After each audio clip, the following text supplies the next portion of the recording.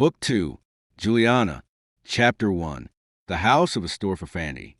Let me not follow in too close detail the incidents of that journey, lest I be in danger of becoming tedious. In themselves they contain laughable matter enough, but in the mere relation they may seem dull.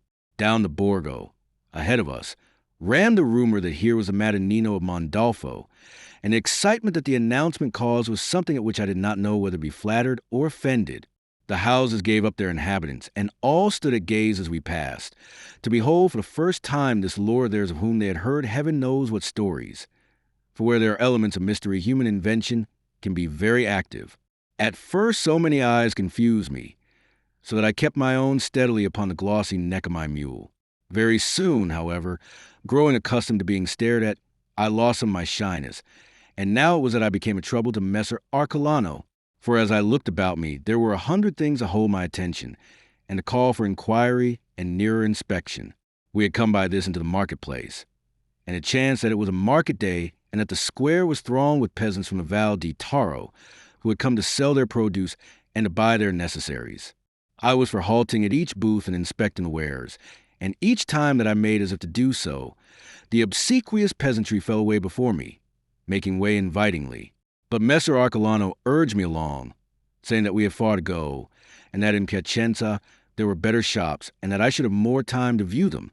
Then it was a fountain with its surmounting statues that caught my eye, Delfrino's arresting, vigorous group of the Laocoon, and I must draw rein and cry out in my amazement at so wonderful a piece of work, plaguing Arcolano with score questions concerning the identity of the main figure, and how he came to set by so monstrous a reptile, and whether he had succeeded in the end in his attempt to strangle it.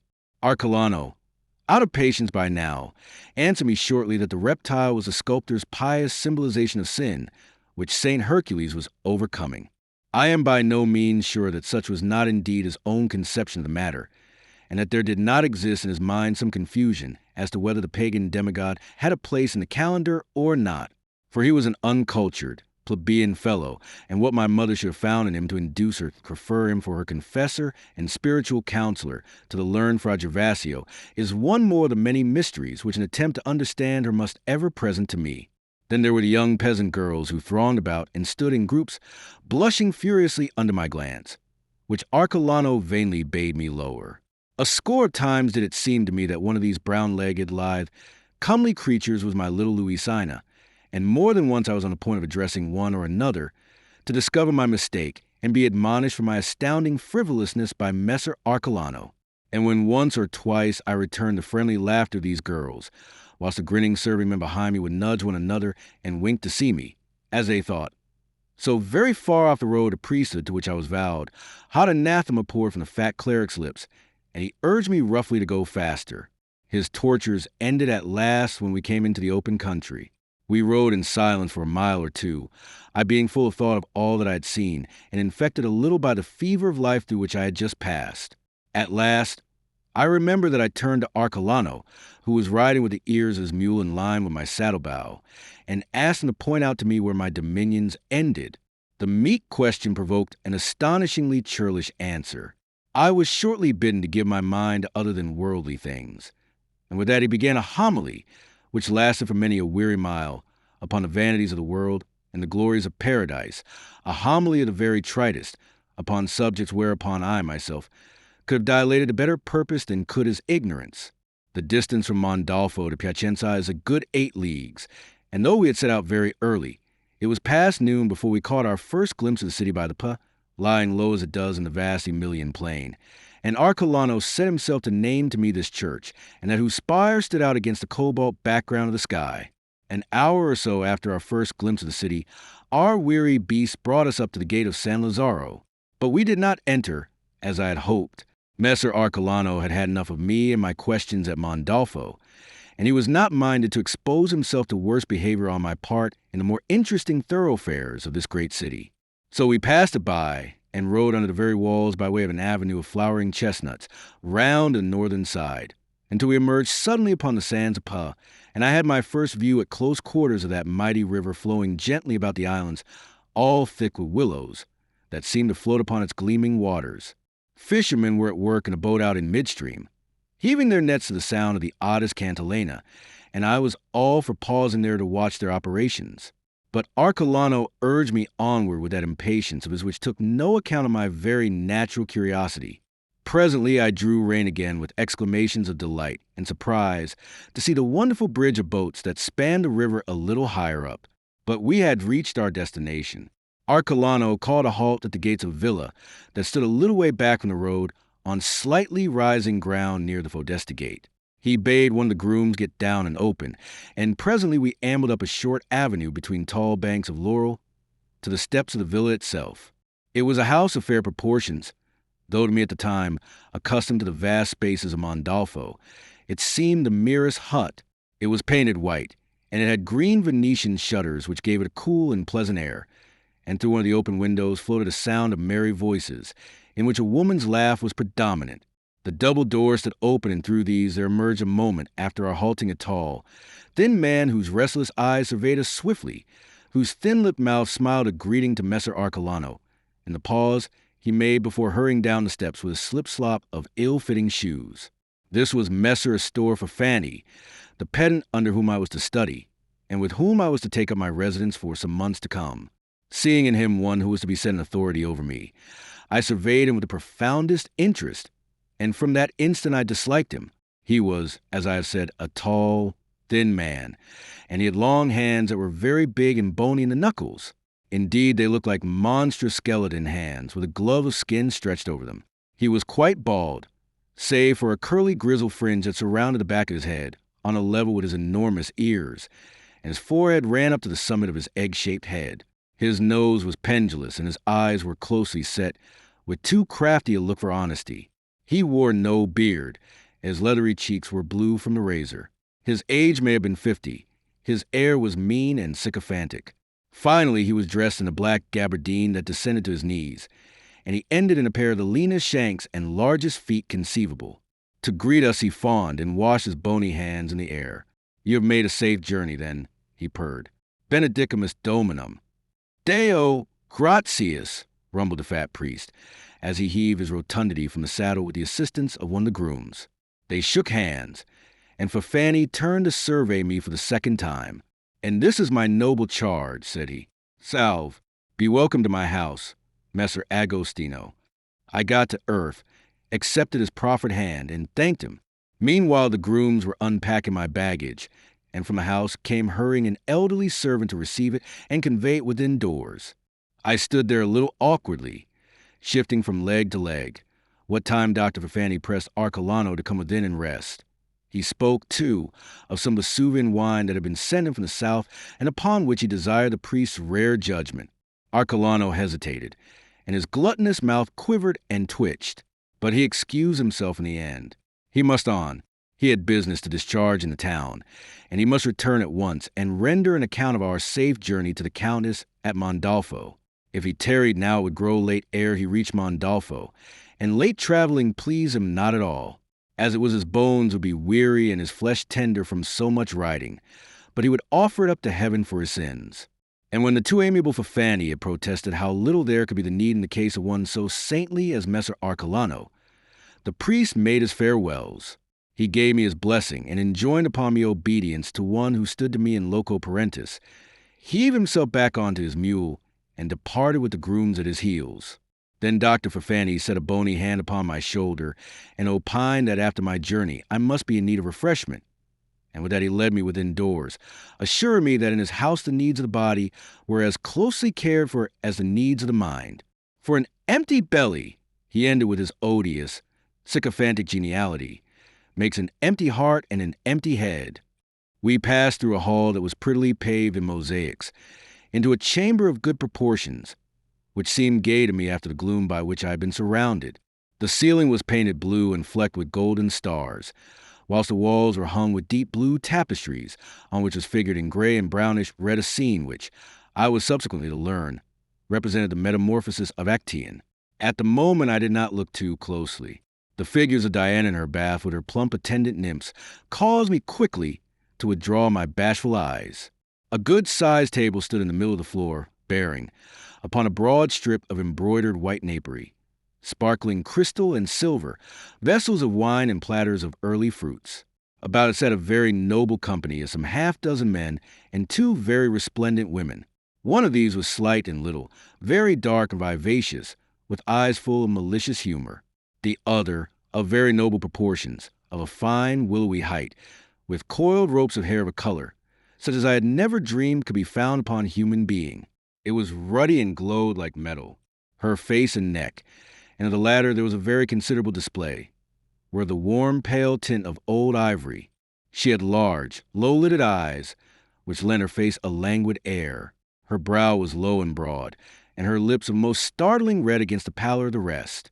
She rose instantly upon my entrance, and came towards me with a slow smile, holding out her hand, and murmuring words of most courteous welcome.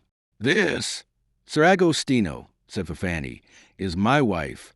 Had he announced her to be his daughter, it would have been more credible on the score of their respective years, though equally incredible on the score of their respective personalities. I gaped foolishly in my amazement, a little dazzled, too, by the effulgence of her eyes, which were now raised to the level of my own. I lowered my glance abashed, and answered her as courteously as I could. Then she led me to the table, and presented me to the company, naming each to me. The first was a slim and very dainty young gentleman, in a scarlet walking suit, over which he wore a long scarlet mantle. A gold cross was suspended from his neck by a massive chain of gold. He was delicately featured, with a little pointed beard, tiny mustachios, and long, fair hair that fell in waves about his effeminate face. He had the whitest of hands, very delicately veined in blue, and it was, as I soon observed, his habit to carry them raised, so that the blood might not flow into them to coarsen their beauty. Attached to his left wrist by a fine chain was a gold pomander the size of a small apple, very beautifully chiseled. Upon one of his fingers he wore the enormous sapphire ring of his rank. That he was a prince of the church I saw for myself. But I was far from being prepared for the revelation of his true eminence, never dreaming that a man of the humble position of Dr. Fafani would entertain a guest so exalted. He was no less a person than the Lord Egidio Alberto Gambara, Cardinal of Brescia, Governor of Piacenza, and Papal Legate to Cisalpine Gaul. The revelation of the identity of this elegant, effeminate, perfumed personage was a shock to me, for it was not thus by much that I had pictured the representative of our Holy Father the Pope. He smiled upon me amiably and something wearily, the satiate smile of the man of the world, and he languidly held out to me the hand bearing his ring. I knelt to kiss it, overawed by his ecclesiastical rank, however little awed by the man within it. As I rose again, he looked up at me considering my inches. "Why," said he, "here's a fine soldier lost to glory." And as he spoke, he half turned to a young man who sat beside him, a man at whom I was eager to take a fuller look, for his face was most strangely familiar to me.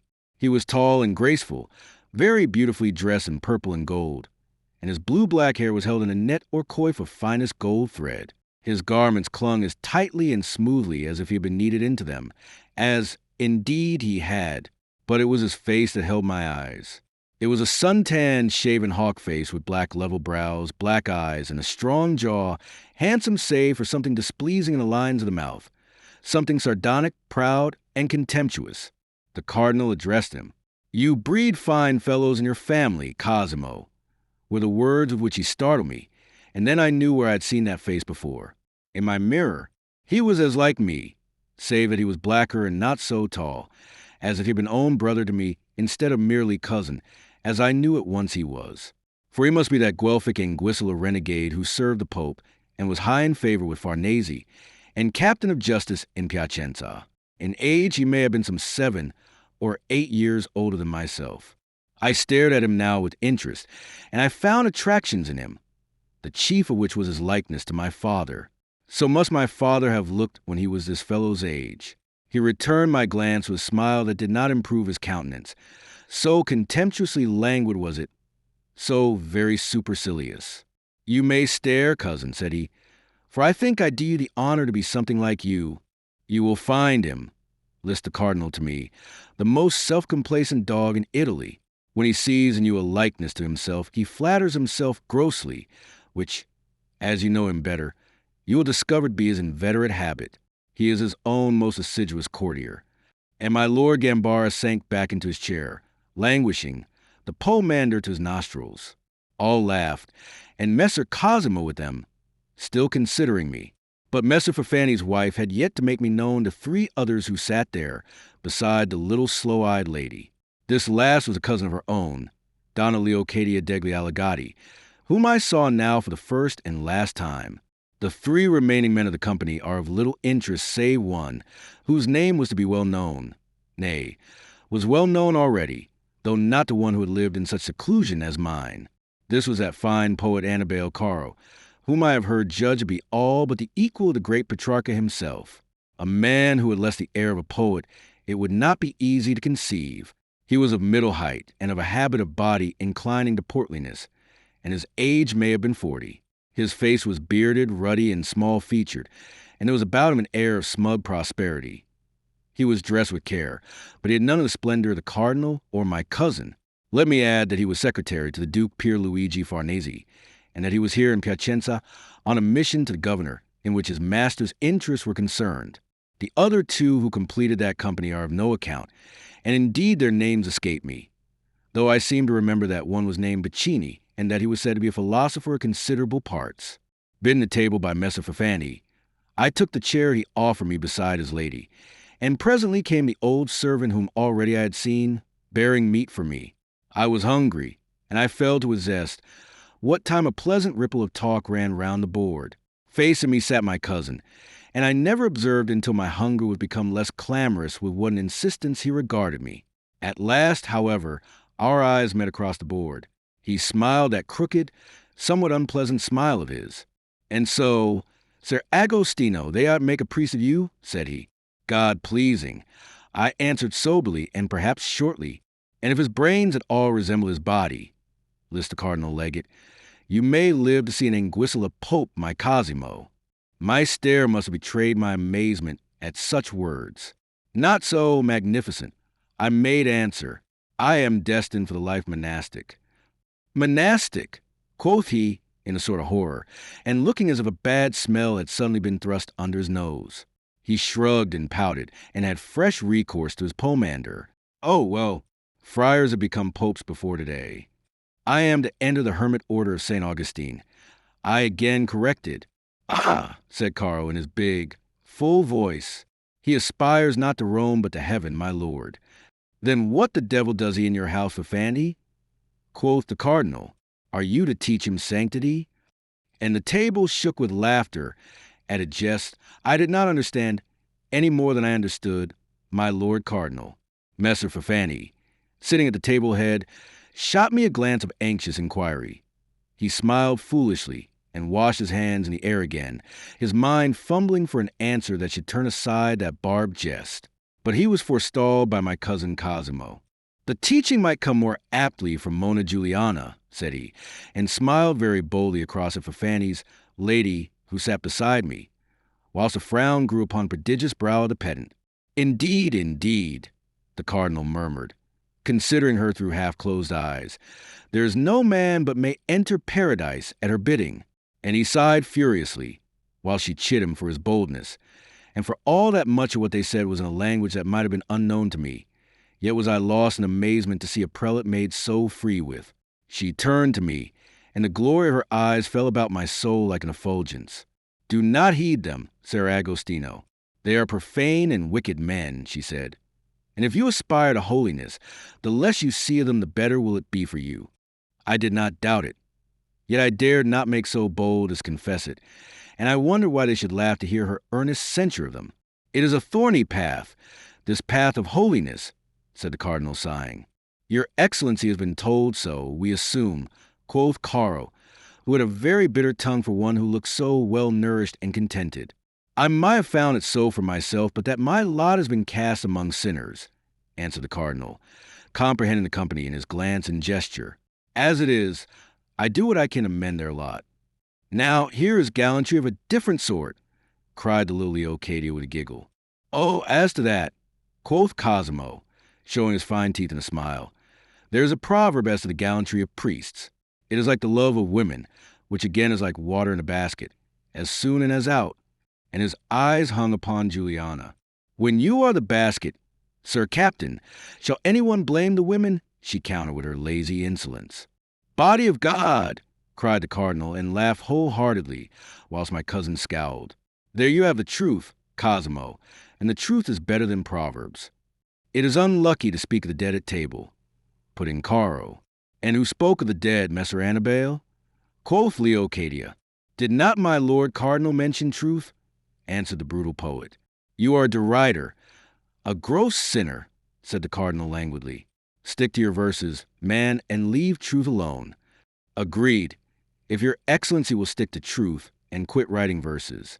I offer the compact in the interest of humanity, which will be the gainer.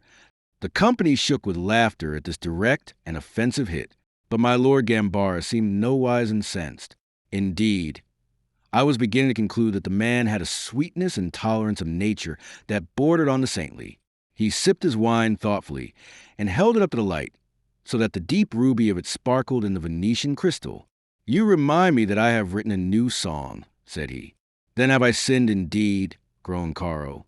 But Gambara, disregarding the interruption, his glass still raised, his mild eyes upon the wine, began to recite, without completely understanding it, yet scandalized beyond measure at as much as I understood. To hear such sentiments upon his priestly lips, I stared at him in candid horror. But he got no farther. Caro smote the table with his fist. When wrote you that, my lord? He cried. When? Quoth the cardinal, frowning at the interruption. Why, yestereve. Ha! It was something between a bark and a laugh from Messer Caro. In that case, my lord, memory usurped the place of invention. That song was sung at Pavia when I was a student, which is more years ago than I care to think of. The cardinal smiled upon him, unabashed. And what then, pray? Can we avoid these things? Why? The very Virgil whom you plagiarize so freely was himself a plagiarist. Now this, as you may well conceive, provoked a discussion about the board, in which all joined, not excepting Fanny's lady and Donna Leocadia. I listened in some amazement and deep interest to matters that were entirely strange to me, to the arguing of mysteries which seemed to me, even for what I heard of them, to be strangely attractive.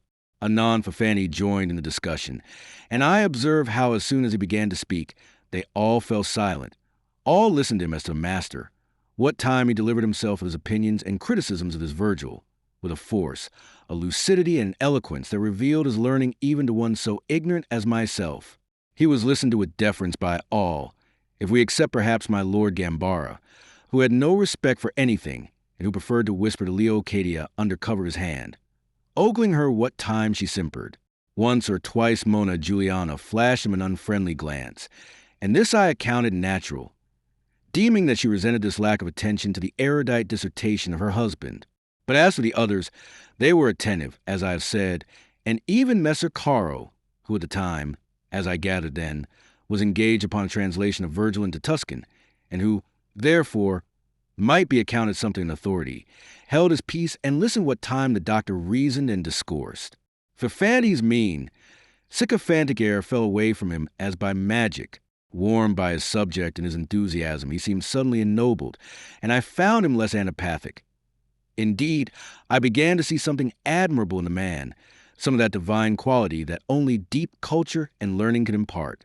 I conceived that now, at last, I held the explanation of how it came to pass that so distinguished a company frequented his house and gathered on such familiar terms about his board. And I began to be less amazed at the circumstance that he should possess for wife so beautiful and superb a creature as Madonna Juliana. I thought that I obtained glimpses of the charm which that elderly man might be able to exert upon a fine and cultured young nature with aspirations for things above the commonplace. Chapter 2. Humanities. As the days passed and swelled into weeks, and these, in their turn, accumulated into months, I grew rapidly learned in worldly matters at Dr. Fanny's house. The curriculum I now pursued was so vastly different from that which my mother had been for Gervasio to set me, and my acquaintance with profane writers advanced so swiftly once it was engaged upon that I acquired knowledge as a weed grows. For Fanny flung into strange passions when he discovered the extent of my ignorance and the amazing circumstance that whilst Gervasio had made me a fluent Latin scholar, he had kept me in utter ignorance of the classic writers, and almost in as great an ignorance of history itself. This the pedant set himself at once to redress, And amongst the earliest works he gave me as preparation were Latin translations of Thucydides and Herodotus, which I devoured, especially the glowing pages of the latter, at a speed that alarmed my tutor.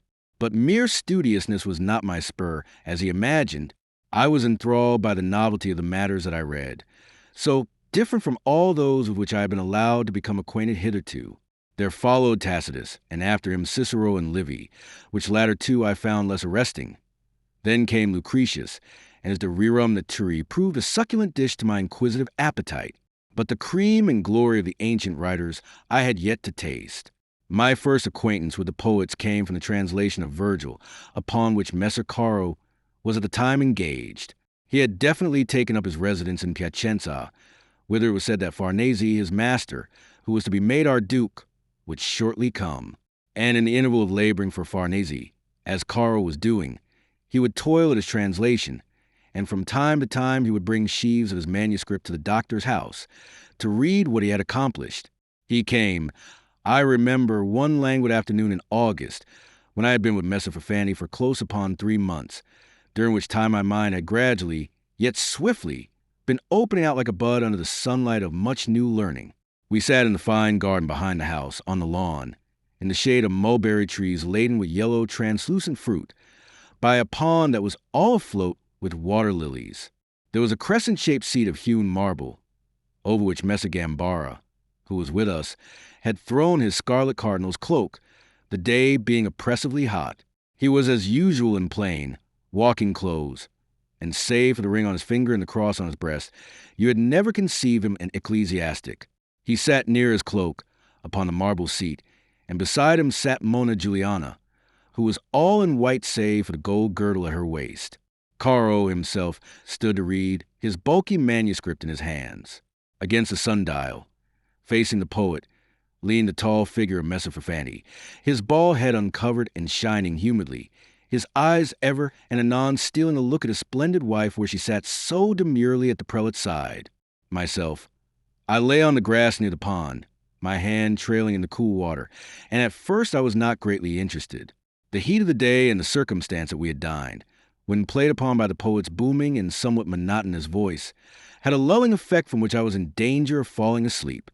But anon, as the narrative warmed and quickened, the danger was well overpast. I was very wide awake, my pulses throbbing, my imagination all on fire. I sat up and listened with an enthralled attention, unconscious of everything and everybody, unconscious even of the very voice of the reader, intent only upon the amazing, tragic matter that he read. For it happened that this was the 4th book of the Aeneid, and the most lamentable, heart-rending story of Dido's love for Aeneas, of his desertion of her grief and death upon the funeral pyre. It held me spellbound. It was more real than anything that I had ever read or heard, and the fate of Dido moved me as if I had known and loved her, so that long ere Messer Caro came to an end I was weeping freely in a most exquisite misery. Thereafter I was as one who has tasted strong wine, and finds his thirst fired by it. Within a week I had read the Aeneid through, and was reading it a second time. Then came the comedies of Terence, the metamorphoses of Ovid, Martial, and the satires of Juvenal. And with those my transformation was complete. No longer could I find satisfaction in the writings of the fathers of the church, or in contemplating the lives of the saints, after the pageantries which the eyes of my soul had looked upon in the profane authors. What instructions my mother supposed Fafani to have received concerning me from Arcolano, I cannot think, but certain it is that she could never have dreamed under what influences I was so soon to come, no more than she could conceive what havoc they played with all that hitherto I had learnt and with the resolutions that I had formed, and that she had formed for me concerning the future. All this reading perturbed me very oddly, as one is perturbed who, having long dwelt in darkness, is suddenly brought into the sunlight and dazzled by it, so that, grown conscious of sight, he is more effectively blinded than he was before. For the process that should have been a gradual one from tender years was carried through in what amounted to little more than a few weeks. My Lord Gambara took an odd interest in me. He was something of a philosopher in his trivial way, something of a student of his fellow man, and he looked upon me as an odd human growth that was being subjected to an unusual experiment. I think he took a certain delight in helping that experiment forward, and certain it is that he had more to do with the debauching of my mind than any other or than any reading that I did. It was not that he told me more than elsewhere I could have learnt. It was the cynical manner in which he conveyed his information. He had a way of telling me of monstrous things, as if they were purely normal and natural to a properly focused eye, and as if any monstrousness they might present to me were due to some distortion imparted to them solely by the imperfection of my intellectual vision. Thus it was from him that I learnt certain unsuspected things concerning Pier Luigi Farnese, who, it was said, was coming to be our Duke, and on whose behalf the Emperor was being importuned to invest him in the Duchy of Parma and Piacenza. One day as we walked together in the garden, my Lord Gambara and I asked him plainly what was Messer Farnese's claim. His claim? Quoth he, checking, to give me a long, cool stare. He laughed shortly and resumed his pacing, I keeping step with him. Why, is he not the Pope's son, and is not that claim enough? The Pope's son, I exclaimed. But how is it possible that the Holy Father should have a son? How is it possible, he echoed mockingly. Why, I will tell you, sir.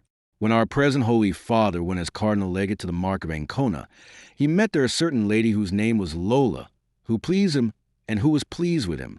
Alessandro Farnese was a handsome man, Ser Agostino. She bore him 3 children, of whom one is dead.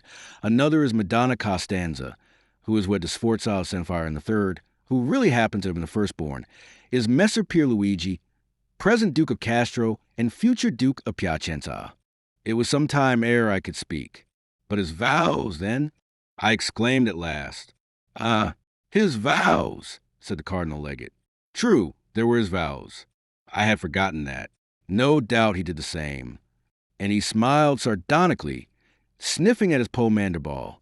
From that beginning, in a fresh branch of knowledge, much followed quickly. Under my questionings, Messer Gambara very readily made me acquainted through his unsparing eyes with that cesspool that was known as the Roman Curia. And my horror, my disillusionment increased at every word he said. I learnt from him that Pope Paul III was no exception to the rule, no such scandal as I had imagined, that his own elevation to the purple was due in origin to the favor which his sister, the beautiful Julia, had found in the eyes of the Borgia Pope some 50 years ago. Through him I came to know the Sacred College as it really was. Not the very home and fount of Christianity, as I had deemed it, controlled and guided by men of the sublime saintliness of ways, but a gathering of ambitious worldlings who had become so brazen in their greed of temporal power that they did not even trouble to cloak the sin and evil in which they lived. Men in whom the spirit that had actuated those saints the study of whose lives had been my early delight, lived no more than it, might live in the bosom of a harlot. I said so to him one day in a wild, furious access of boldness, in one of those passionate outbursts that are begotten of illusions blighted. He heard me through quite calmly, without the least trace of anger, smiling ever his quiet, mocking smile, and plucking at his little auburn beard. You are wrong, I think, he said. Say that the church has fallen a prey to self-seekers who have entered it under the cloak of the priesthood. What then? In their hands the church has been enriched. She has gained power, which she must retain, and that is to the church's good. And what of the scandal of it? I stormed. Oh, as to that, why, boy, have you never read Boccaccio? Never, said I. Read him, then. He urged me. He will teach you much that you need to know. And read in particular the story of Abram, the Jew, who upon visiting Rome was so scandalized by the license and luxury of the clergy that he straightway had himself baptized and became a Christian, accounting that a religion that could survive such wiles of Satan to destroy, it must indeed be the true religion, divinely inspired. He laughed his little cynical laugh to see my confusion increased by that bitter paradox. It is little wonder that I was all bewildered, that I was like some poor mariner upon unknown waters, without stars or compass. Thus that summer ebbed slowly, and the time of my projected minor ordination approached. Messer Gambara's visits to Fafanes grew more and more frequent, until they became a daily occurrence. And now my cousin Cosimo came oftener too, but it was their custom to come in the forenoon, when I was at work with Fafani. And often I observed the doctor to be oddly preoccupied, and to spend much time in creeping to the window that was all wreathed in clematis, and in peeping through that purple-decked green curtain into garden, where His Excellency and Cosimo walked with Monna Juliana. When both visitors were there, his anxiety seemed less. But if only one were present, he would give himself no peace. And once when Messa Gambara and she went together within doors, he abruptly interrupted my studies, saying that it was enough for that day, and he went below to join them. Half a year earlier, I should have had no solution for his strange behavior, but I had learned enough of the world by now to perceive what maggot was stirring in that egg-shaped head. Yet I blushed for him and for his foul and unworthy suspicions. As soon would I have suspected the painted Madonna from the brush of Rafael Saint that I had seen over the high altar of the church of San Sisto, as suspect the beautiful and noble soul Juliana of giving that old pedant cause for his uneasiness. Still, I conceived that this was a penalty that such a withered growth of humanity must pay for having presumed to marry a young wife. We were much together in those days, Mona, Juliana, and I. Our intimacy had grown over a little incident that it were well I should mention. A young painter, Gian Antonio Regillo, better known to the world as Il Pordenone, had come to Piacenza that summer to decorate the church of Santa Maria della Campagna.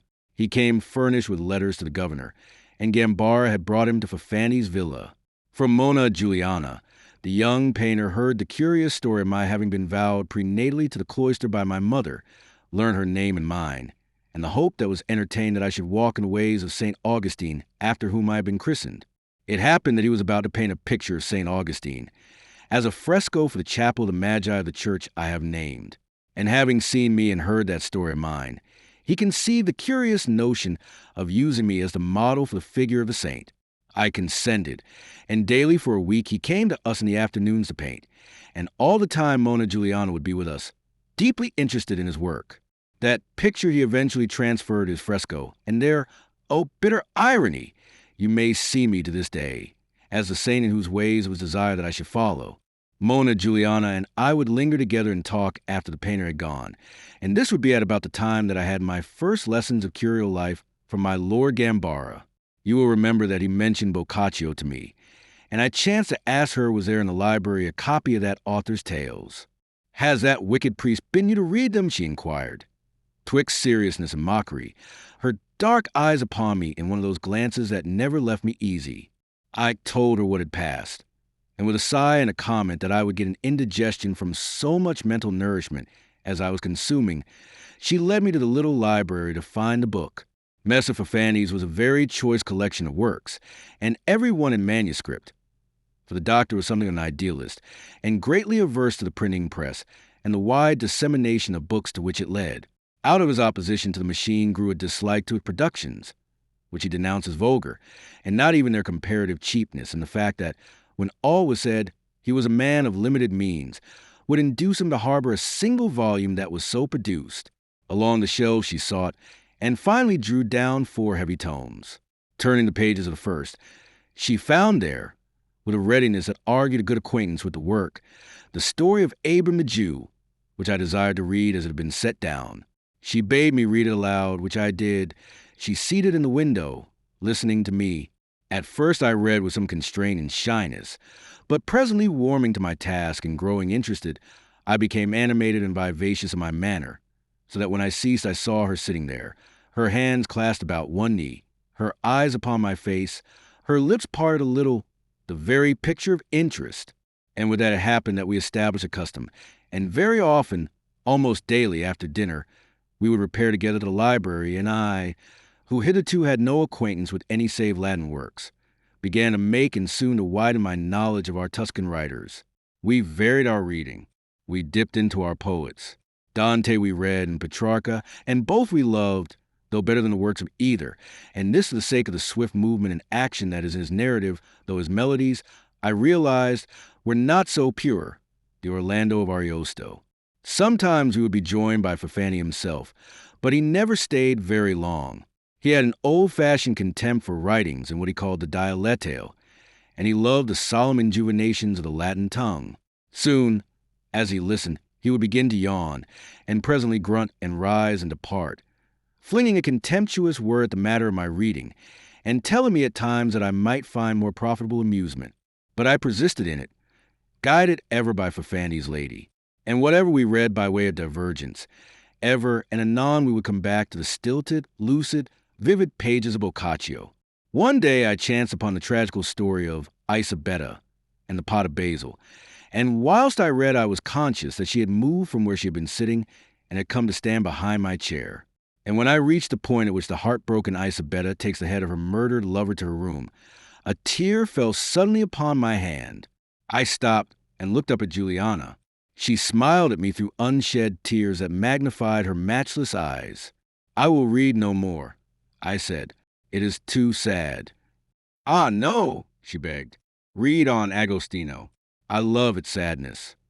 So I read on to the story's cruel end, and when it was done I sat quite still, myself a little moved by the tragedy of it, whilst Juliana continued to lean against my chair. I was moved, too, in another way, curiously and unaccountably, and I could scarcely define what it was that moved me. I sought to break the spell of it, and turned the pages. "Let me read something else," said I, "something more gay, to dispel the sadness of this." But her hand fell suddenly upon mine, and clasping and holding it. "Ah, no," she begged me gently. "Give me the book. Let us read no more today." I was trembling under her touch, trembling, my every nerve a quiver and my breath shortened, and suddenly there flashed through my mind a line of Dante's in the story of Paolo and Francesca. Juliana's words, "Let us read no more today," had seemed an echo of that line, and the echo made me of a sudden conscious of an unsuspected parallel. All at once our position seemed to me strangely similar to that of the ill-starred lovers of Rimini. But the next moment I was saying again, she had withdrawn her hand, and had taken the volume to restore it to its shelf. Ah, no. At Rimini there had been two fools. Here there was but one. Let me make an end of him by persuading him of his folly. Yet Juliana did nothing to assist me in that task. She returned from the bookshelf, and in passing lightly swept her fingers over my hair. "Come, Agostino, let us walk in the garden," said she. We went, my mood now overpast. I was as sober and self-contained as was my habit, and soon thereafter came my Lord Gambara, a rare thing to happen in the afternoon, while the three of us were together in the garden, talking of trivial matters. Then she fell to wrangling with him concerning something that Caro had written and of which she had the manuscript. In the end, she begged me would I go seek the writing in her chamber. I went, and hunted where she had bidden me and elsewhere, and spent a good 10 minutes vainly in the task. Chagrined that I could not discover the thing, I went into the library, thinking that it might be there. Dr. Faffanti was writing busily at the table when I intruded. He looked up, thrusting his horn-rimmed spectacles high upon his peaked forehead. "What the devil?" quoth he very testily. "I thought you were in the garden with Madonna, Juliana." "My Lord Gambara is there," said I. He crimsoned and banged the table with his bony hand.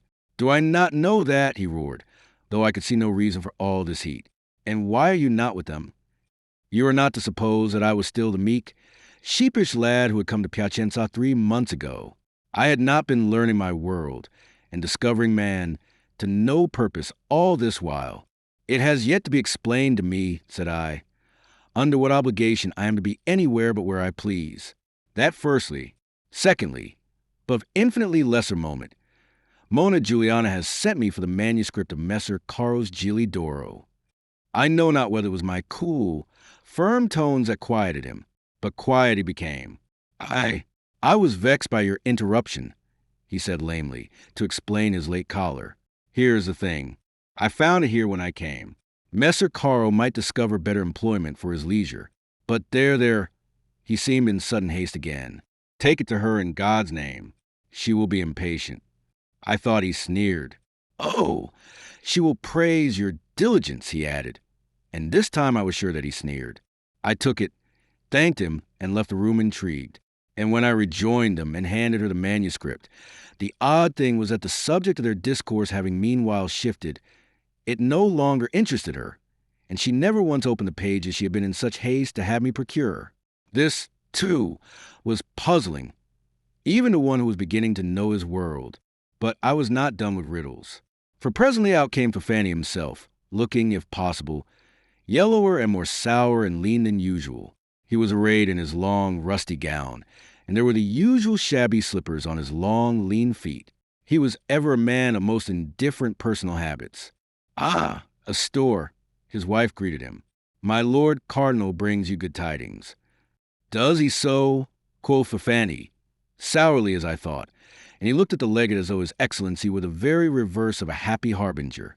You will rejoice, I think, doctor, said the smiling prelate, to hear that I have letters from my lord Pierluigi appointing you one of the ducal secretaries, and this, I doubt not, will be followed, on his coming hither, by an appointment to his council. Meanwhile, the stipend is 300 ducats, and the work is light. There followed a long and baffling silence, during which the doctor grew first red, then pale, then red again, and Messer Gambara stood with his scarlet cloak sweeping about his shapely limbs, sniffing his pomander and smiling almost instantly into the other's face. And some of the insolence of his look, I thought, was reflected upon the pale, placid countenance of Juliana. At last, Fafani spoke, his little eyes narrowing. "It is too much for my poor deserts," he said curtly.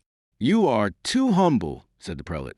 "Your loyalty to the house of Farnese and the hospitality which I, its deputy, have received." "Hospitality!" barked Fafani, and looked very oddly at Juliana, so oddly that a faint color began to creep into her cheeks. "You would pay for that?" he questioned, half mockingly. "Oh, but for that a stipend of 300 ducats is too little." And all the time his eyes were upon his wife, and I saw her stiffen as if she had been struck. But the cardinal laughed outright. "Come now, you use me with an amiable frankness," he said. "The stipend shall be doubled when you join the council." "Doubled?" he said. 600? He checked. The sum was vast. I saw greed creep into his little eyes. What had troubled him hitherto, I could not fathom even yet. He washed his bony hands in the air and looked at his wife again. It is a fair price, no doubt, my lord," said he, his tone contemptuous. "The duke shall be informed of the value of your learning," lisped the cardinal. Fafani knit his brows. "The value of my learning?" he echoed, as if slowly puzzled. "My learning? Oh, is that in question?" "Why else should we give you the appointment?" smiled the cardinal, with a smile that was full of significance. "It is what the town will be asking, no doubt," said Messer Fafani. "I hope you will be able to satisfy its curiosity, my lord." And on that he turned and stalked off again, very white and trembling, as I could perceive. My lord Gambara laughed carelessly again, and over the pale face of Monna Juliana there stole a slow smile, the memory of which was to be hateful to me soon, but which at the moment went to increase my already profound mystification. Chapter 3. Per Chevalier. In the days that followed, I found Messer Fafani in queerer moods than ever impatient. He would be easily moved to anger now, and not a day passed but he stormed at me over the Greek, with which, under his guidance, I was wrestling. And with Juliana his manner was the oddest thing conceivable. At times he was mocking as an ape, at times his manner had in it a suggestion of the serpent. More rarely he was his usual vulturine self. He watched her curiously, ever between anger and derision, to all of which he presented a calm front and a patience almost saintly. He was as a man with some mighty burden on his mind, undecided whether he shall bear it or cast it off.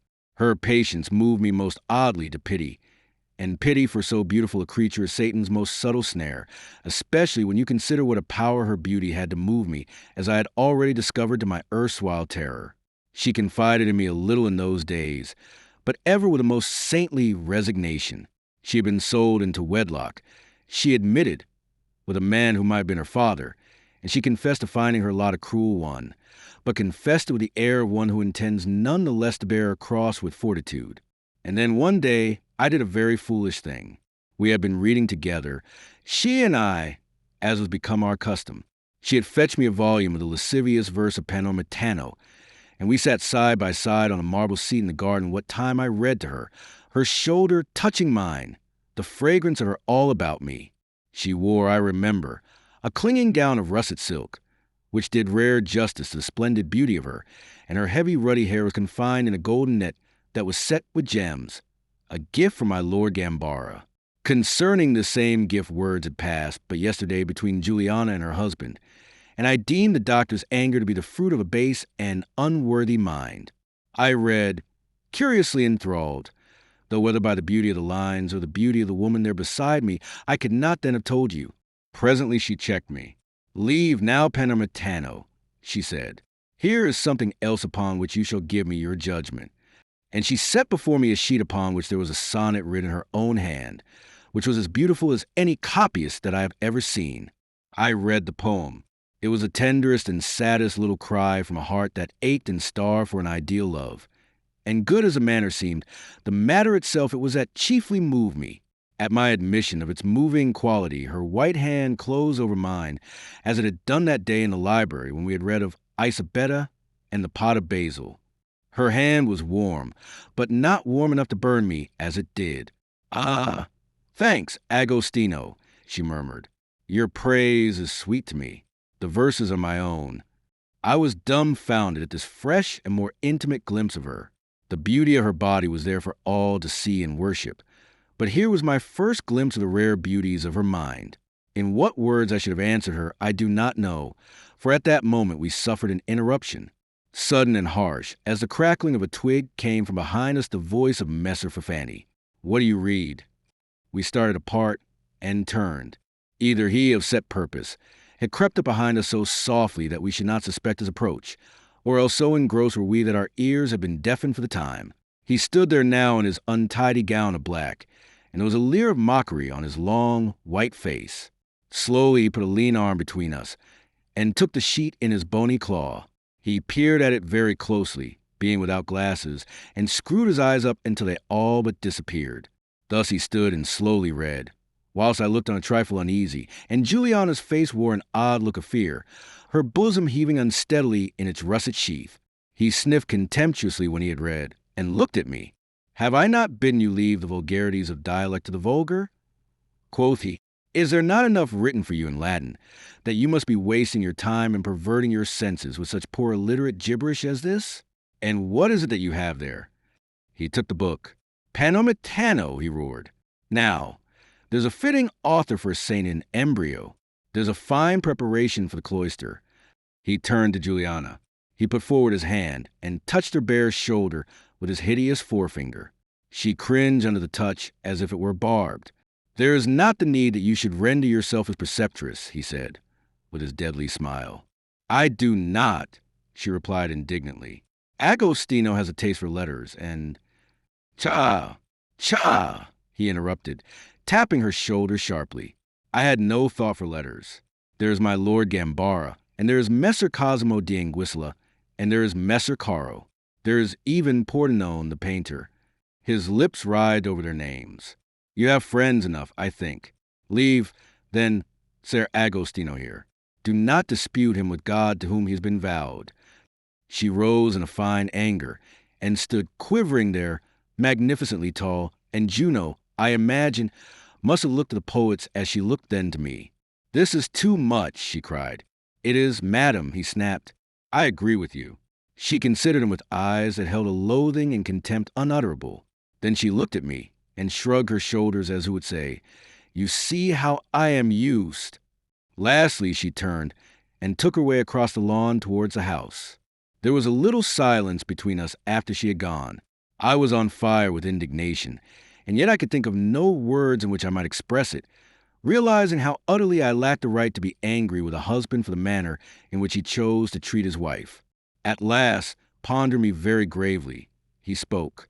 "It were best you read no more with Madonna, Juliana," he said slowly. "Her tastes are not the tastes that become a man who is about to enter holy orders." He closed the book, which hitherto he had held open, closed it with an angry snap, and held out to me. "Restore it to its shelf," he bade me. I took it, and quite submissively I went to do his bidding. But to gain the library, I had to pass the door of Juliana's room. It stood open, and Juliana herself in the doorway. We looked at each other, and seeing her so sorrowful, with tears in her great dark eyes, I stepped forward to speak, to utter something of the deep sympathy that stirred me. She stretched forth a hand to me. I took it and held it tight, looking up into her eyes. "Dear Agostino," she murmured in gratitude for my sympathy, and I, distraught, inflamed by tone and look, answered by uttering her name for the first time. Juliana. Having uttered it, I dared not look at her, but I stooped to kiss the hand which she had left in mine, and having kissed it, I started upright and made to advance again. But she snatched her hand from my clasp and waved me away, at once so imperiously and beseechingly that I turned and went to shut myself in the library with my bewilderment. For full 2 days thereafter, for no reason that I could clearly give, I avoided her, and save at table and in her husband's presence, we were never once together. The repasts were sullen things at which there was little said, Madonna sitting in a frozen dignity, and the doctor, a silent man at all times, being now utterly and forbiddingly mute. But once my Lord Gambara supped with us, and he was light and trivial as ever, an incarnation of frivolity and questionable jests, apparently entirely unconscious of Fanny's chill reserve and frequent sneers.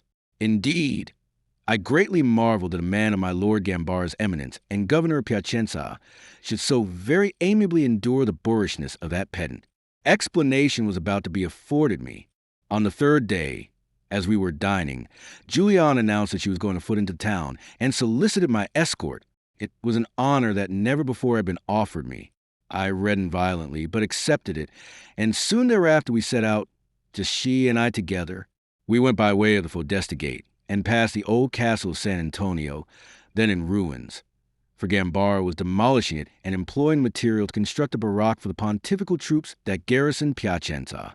And presently we came upon the works of this new building, and stepped out into mid-street to avoid the scaffoldings, and so pursued our way into the city's main square, the Piazza del Commune, overshadowed by the red and white bulk of the communal palace. This was a noble building, rather in the Saracenic manner, borrowing a very warlike air from the pointed battlements that crowned it. Near the Duomo we came upon a great concourse of people who were staring up at the iron cage attached to the square tower of the belfry near its summit. In this cage there was what appeared at first to be a heap of rags, but which presently resolved itself into a human shape, crouching in that narrow, cruel space, exposed there to the pitiless beating of the sun, and suffering heaven alone can say what agonies. The murmuring crowd looked up in mingled fear and sympathy. He had been there since last night, a peasant girl informed us, and had been confined there by order of my lord the cardinal legate for the odious sin of sacrilege. What? I cried out, in such a tone of astonished indignation that Monna Juliana seized my arm and pressed it to enjoin prudence. It was not until she had made her purchases in a shop under the Duomo, and we were returning home, that I touched upon the matter. She chid me for the lack of caution that might have led me into some unpardonable indiscretions, but for her warning. But the very thought of such a man as my Lord Gambara torturing a poor wretch for sacrilege, I cried, it is grotesque, it is ludicrous, it is infamous. Not so loud, she laughed. You are being stared at. And then she delivered herself of an amazing piece of casuistry. If a man, being a sinner himself, shall on that account refrain from punishing sin in others, then is he twice a sinner. It was my Lord Gambara taught you that, said I, and involuntarily I sneered. She considered me with a very searching look. Now, what precisely do you mean, Agostino? Why, that it is by just such sophistries that the cardinal legate seeks to cloak the disorders of his life. Video meliora proboque, deteriora sequor is a philosophy. If he would encage the most sacrilegious fellow in Piacenza, let him encage himself. You do not love him, said she. Oh, as to that, as a man he is well enough. But as an ecclesiastic, oh, but there! I broke off shortly and laughed. The devil take Messer Gambara. She smiled. It is greatly to be feared that he will. But my Lord Gambara was not so lightly to be dismissed that afternoon.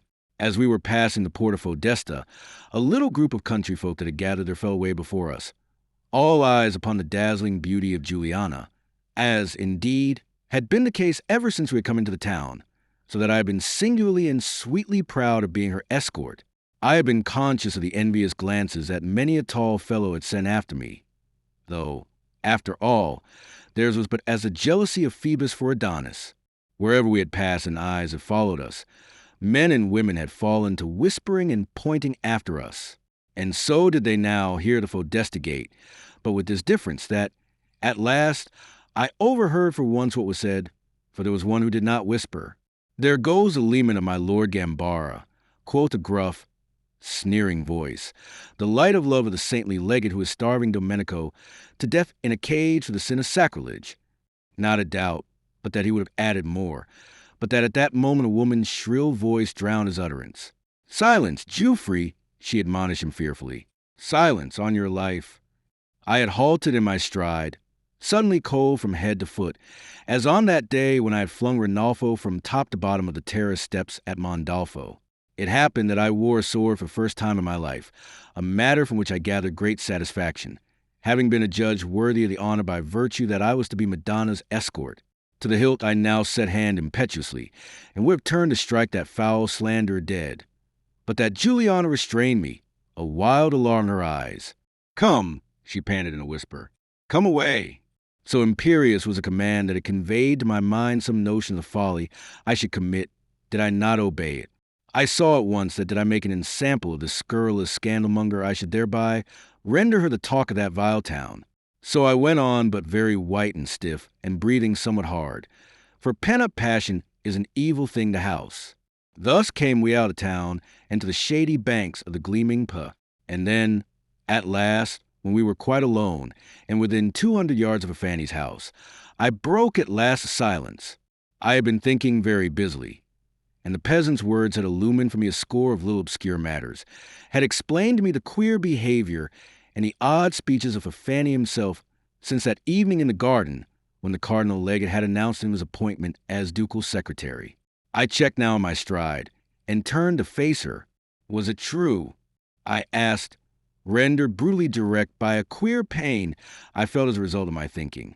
She looked up into my face so sadly and wistfully that my suspicions fell from me upon the instant, and I reddened from shame at having harbored them. "Agostino!" she cried, such a poor little cry of pain that I set my teeth hard and bowed my head in self-contempt. Then I looked at her again.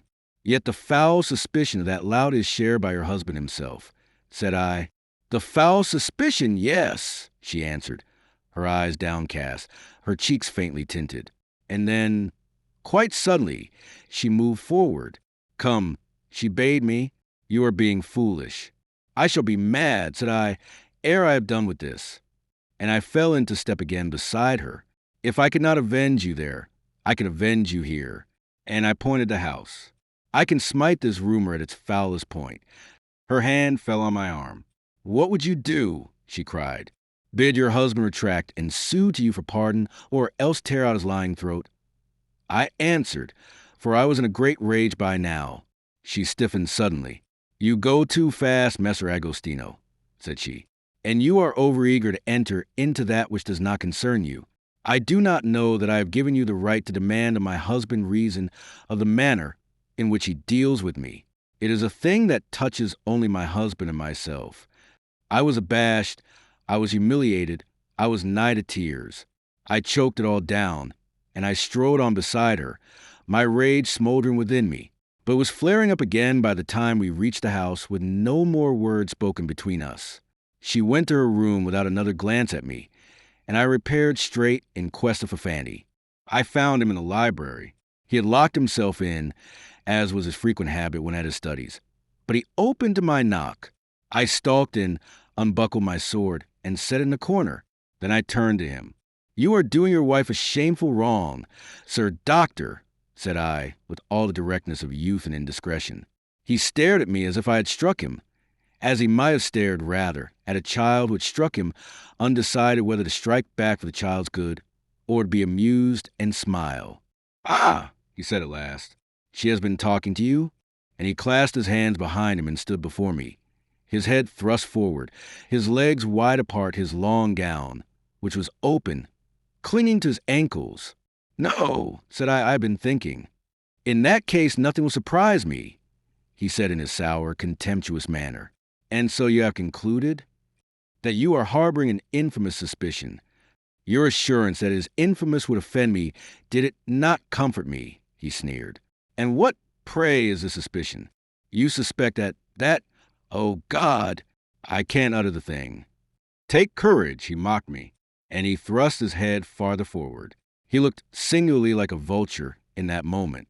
"You suspect that Messer Gambara and Madonna, that—" I clenched my hands together and looked into his leering face. "You understand me well enough," I cried, almost angrily. He looked at me seriously now, a cold glitter in his small eyes. I wonder, do you understand yourself? He asked. I think not. I think not. Since God has made you a fool, it but remains for man to make you a priest, and thus complete God's work. You cannot move me by your taunts, I said. You have a foul mind, Messer Fafani. He approached me slowly, his untidily shod feet slip-slopping on the wooden floor. Because, said he, I suspect that Messagambara and Madonna, that... You understand me, he mocked me, with mimicry of my own confusion. And what affair may it be of yours whom I suspect, or of what I suspect and where my own are concerned? It is my affair, as it is the affair of every man who will be accounted gentle, to defend the honor of a pure and saintly lady from the foul aspersions of slander. Knight-errantry by the host, quoth he, and his brows shot up on his steep brow. Then they came down again to scowl. No doubt, my poor chevalier, you will have definite knowledge of the groundlessness of these same slanders, he said, moving backwards, away from me, toward the door. And as he moved, now his feet made no sound, though I did not yet notice this, nor indeed his movement at all. Knowledge. I roared at him. What knowledge can you need beyond what is afforded by her face? Look in it, Messer Fafani, if you would see innocence and purity and chastity. Look in it. Very well, said he, let us look in it. And quite suddenly he pulled the door open to disclose Juliana standing there, erect but in a listening attitude. Look in it, he mocked me, and waved one of his bony hands towards that perfect countenance. There was shame and confusion in her face, and some anger, but she turned without a word, and went quickly down the passage, followed by his evil, cackling laugh. Then he looked at me quite solemnly. I think, said he, you had best get to your studies. You will find more than enough to engage you there. Leave my affairs to me, boy. There was almost a menace in his voice, and after what had happened it was impossible to pursue the matter. Sheepishly, overwhelmed with confusion, I went out, a knight-errant with shorn crest. Chapter 4. My Lord Gambara clears the ground. I had angered her. Worse, I had exposed her to humiliation in the hands of that unworthy animal who soiled her in thought with the slime of his suspicions. Through me she had been put to the shameful need of listening at a door, and had been subjected to the ignominy of being so discovered. Through me she had been mocked and derided. It was all anguish to me. For her there was no shame, no humiliation, no pain I would not suffer, and take joy in the suffering so that it be for her. But to have submitted that sweet, angelic woman to suffering, to have incurred her just anger, woe me! I came to the table that evening full of uneasiness, very unhappy, feeling it an effort to bring myself into her presence, and endure be it her regard or her neglect. To my relief, she sent word that she was not well and would keep her chamber, and Fafani smiled oddly as he stroked his blue chin and gave me a sidelong glance. We ate in silence, and when the meal was done, I departed, still without a word, to my preceptor, and went to shut myself up again in my room. I slept ill that night, and very early next morning I was astir. I went down into the garden somewhere about the hour of sunrise, through the wet grass that was all scintillant with dew. On the marble bench by the pond, where the water lilies were now rotting, I flung myself down, and there was I found a half-hour later by Juliana herself. She stole up gently behind me, and all absorbed and moody as I was, I had no knowledge of her presence until her crisp boyish voice startled me out of my musings. Of what do we brood here so early, Sir Saint? Quoth she. I turned to meet her laughing eyes. You can forgive me? I faltered foolishly. She pouted tenderly. Should I not forgive one who has acted foolishly out of love for me? It was, I cried, and there stopped, all confused, feeling myself growing red under her lazy glance. I know it was, she answered. She set her elbows on the seat's tall back, until I could feel her sweet breath upon my brow. And should I bear you resentment then? My poor Agostino, have I no heart to feel? Am I but a cold, reasoning intelligence like that thing my husband? Oh, God, to have been mated to that withered pedant, to have been sacrificed, to have been sold into such bondage. Me miserable.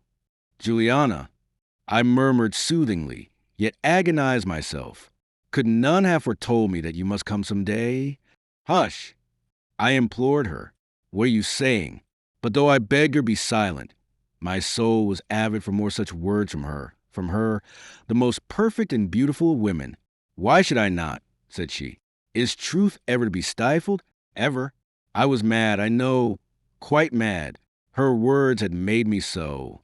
And when, to ask me that insistent question, she brought her face still nearer, I flung down the reins of my unreason and let it ride amain upon its desperate, reckless course. In short, I too leaned forward.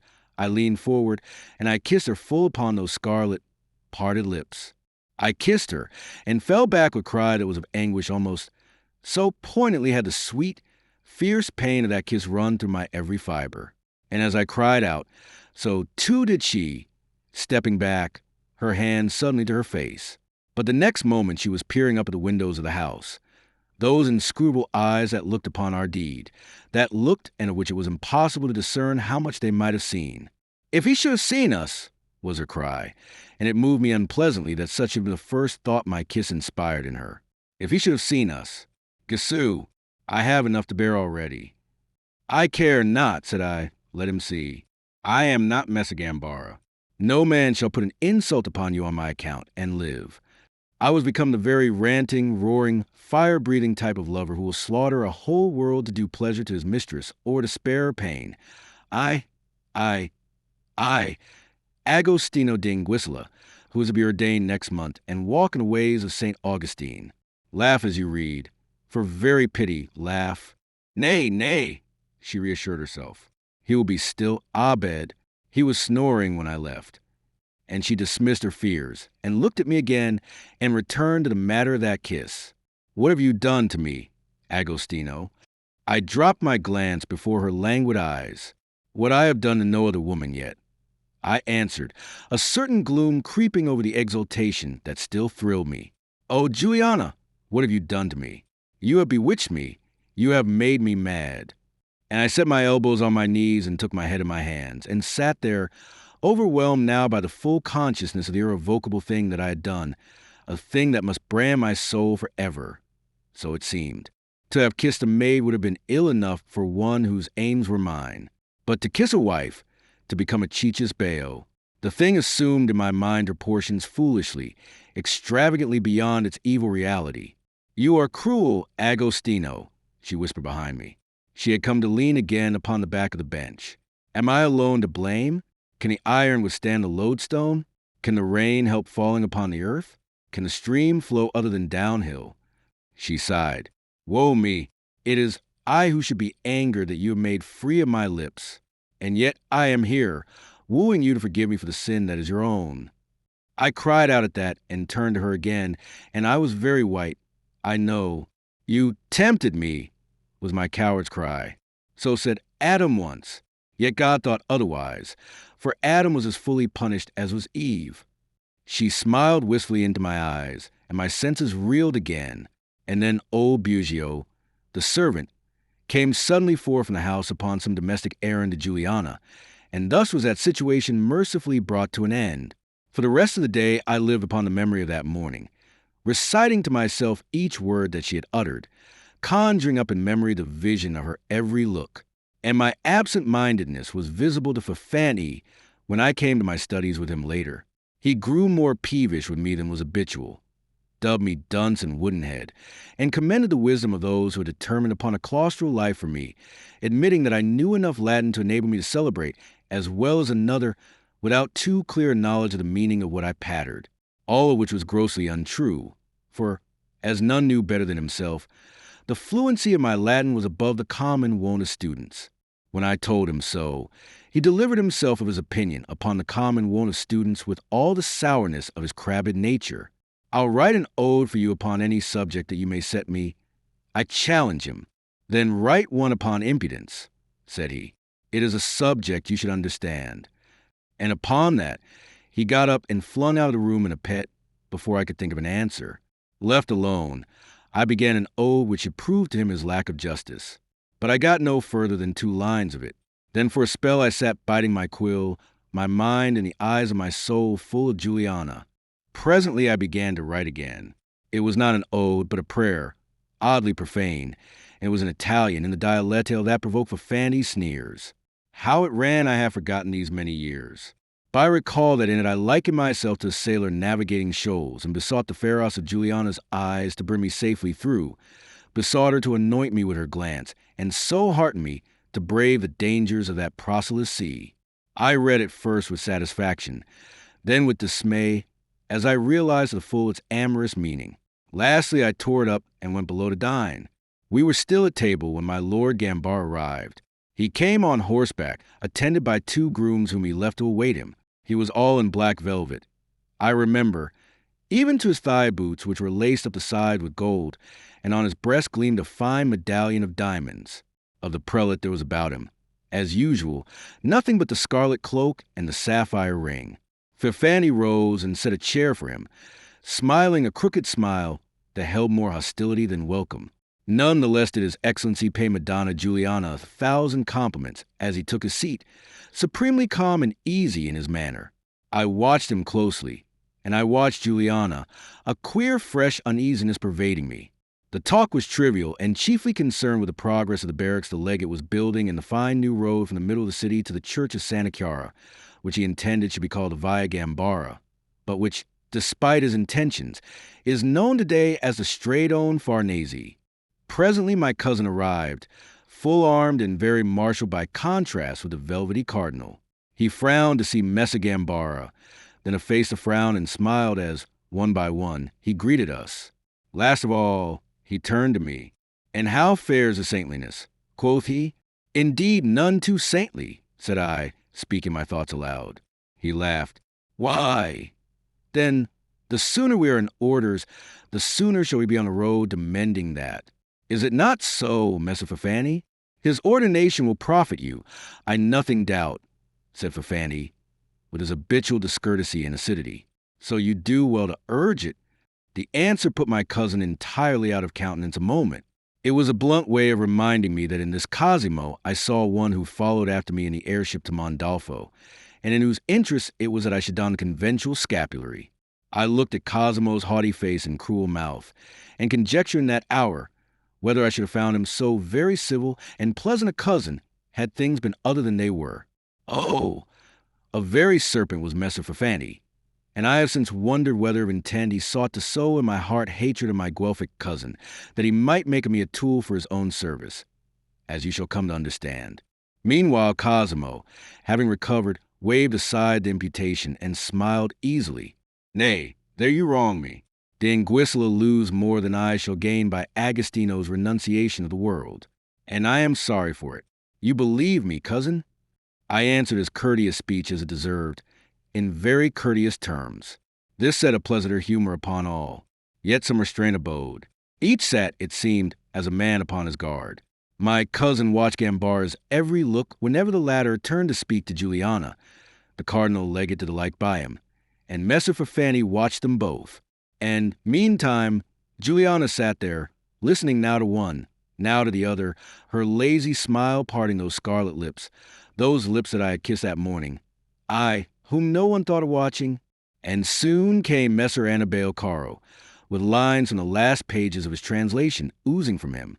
And when presently Juliana smote her hands together in ecstatic pleasure at one of those same lines, and bade him repeat it to her, he swore roundly by all the gods that are mentioned in Virgil that he would dedicate the work to her upon its completion. At this the surliness became general once more, and my Lord Gambar ventured the opinion, and there was a note of promise, almost a threat, in his sleek tones, that the Duke would shortly be needing Messer Caro's presence in Parma, whereupon Messer Caro cursed the Duke roundly and with all a poet's volubility of invective. They stayed late, each intent, no doubt, upon outstaying the others. But since none would give way, they were forced in the end to depart together. And whilst Messer Fifani, as became a host, was seeing them to their horses, I was left alone with Juliana. "Why do you suffer those men?" I asked her bluntly. Her delicate brows were raised in surprise. "Why, what now?" "They are very pleasant gentlemen, Agostino." "Too pleasant," said I, and rising I crossed a window whence I could watch them get in a horse, all save Caro, who had come afoot. Too pleasant by much. That prelate out of hell now? "S.H.?" She hissed at me, smiling, her hand raised. "Should he hear you, he might send you to the cage for sacrilege." "Oh, Agostino!" she cried, and the smiles all vanished from her face. Will you grow cruel and suspicious too? I was disarmed. I realized my meanness and unworthiness. Have patience with me, I implored her. I am not myself today. I sighed ponderously and fell silent as I watched them ride away. Yet I hated them all, and most of all I hated the dainty, perfumed, golden-headed Cardinal Legate. He came again upon the morrow, and we learned from the news of which he was the bearer that he had carried out his threat concerning Messer Caro. The poet was on his way to Parma, to Duke Pierluigi, dispatched thither on a mission of importance by the cardinal. He spoke, too, of sending my cousin to Perugia, where a strong hand was needed, as the town showed signs of mutiny against the authority of the Holy See. When he had departed, Messer Fafani permitted himself one of his bitter insinuations. He desires a clear field, he said, smiling his cold smile upon Juliana. It but remains for him to discover that his duke has need of me as well. He spoke of it as a possible contingency, but sarcastically, as men speak of things too remote to be seriously considered. He was to remember his words 2 days later, when the very thing came to pass. We were at breakfast when the blow fell. There came a clatter of hooves under our windows, which stood open to the tepid September morning, and soon there was old Bugio ushering an officer of the Pontificals with a parchment tied in scarlet silk and sealed with the arms of Piacenza. Messer Fafani took the package and weighed it in his hand, frowning. Perhaps already some foreboding of the nature of its contents was in his mind. Meanwhile, Juliana poured wine for the officer, and Bugio bore him the cup upon a salver. Fafani ripped away silk and seals, and set himself to read. I can see him now, standing near the window to which he had moved to gain a better light, the parchment under his very nose, his short-sighted eyes screwed up as he acquainted himself with the letter's contents. Then I saw him turn a sickly leaden hue. He stared at the officer a moment, and then at Juliana, but I do not think that he saw either of them.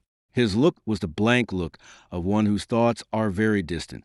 He thrust his hands behind him, and with head forward, in that curious attitude so reminiscent of a bird of prey, he stepped slowly back to his place at the table head. Slowly his cheeks resumed their normal tint. Very well, sir, he said, addressing the officer. Inform His Excellency that I shall obey the summons of the Duke's Magnificence without delay. The officer bowed to Juliana, took his leave, and went, old Bugio escorting him. A summons from the Duke? Cried Juliana, and then the storm broke. Aye, he answered, grimly quiet. A summons from the Duke. And he tossed it across the table to her. I saw that fateful document float an instant in the air, and then, thrown out of poise by the blob of wax, swoop slanting to her lap. It will come no doubt as a surprise to you, he growled, and upon that his hard-held passion burst all bonds that he could impose upon it. His great bony fist crashed down upon the board and swept a precious Venetian beaker to ground, where it burst into 1,000 atoms, spreading red wine like a bloodstain upon the floor. Said I not that this rascal cardinal would make a clear field for himself? Said I not so? He laughed shrill and fiercely. He would send your husband packing, as he has sent his other rivals. Oh!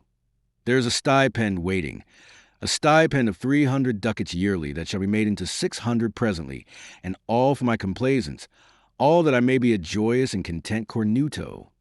He strode to the window, cursing horribly, whilst Juliana sat white of face with lips compressed and heaving bosom, her eyes upon her plate. My lord cardinal and his duke may take themselves together to hell ere I obey the summons that the one has sent me at the desire of the other. Here I stay to guard what is my own. You are a fool, said Juliana at length, and a knave too, for you insult me without cause. Without cause? Oh, without cause. By the host. Yet you would not have me stay. I would not have you jailed, which is what will happen if you disobey the Duke's magnificence, said she. Jailed? Quoth he, of a sudden trembling and increasing intensity of his passion. Caged, perhaps, to die of hunger and thirst and exposure, like that poor wretch Domenico, who perished yesterday, at last, because he dared to speak the truth. Gessoo, he groaned. Oh, miserable me! And he sank into a chair. But the next instant he was up again, and his long arms were waving fiercely. By the eyes of God, they shall have cause to cage me. If I am to be horned like a bull, I'll use those same horns. I'll gore their vitals.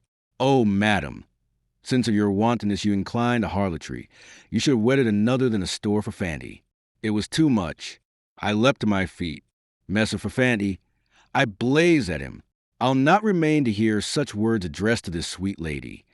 Ah, yes, he snarled, wheeling suddenly upon me as if he would strike me. I had forgot the champion, the Per Chevalier, the saint in embryo.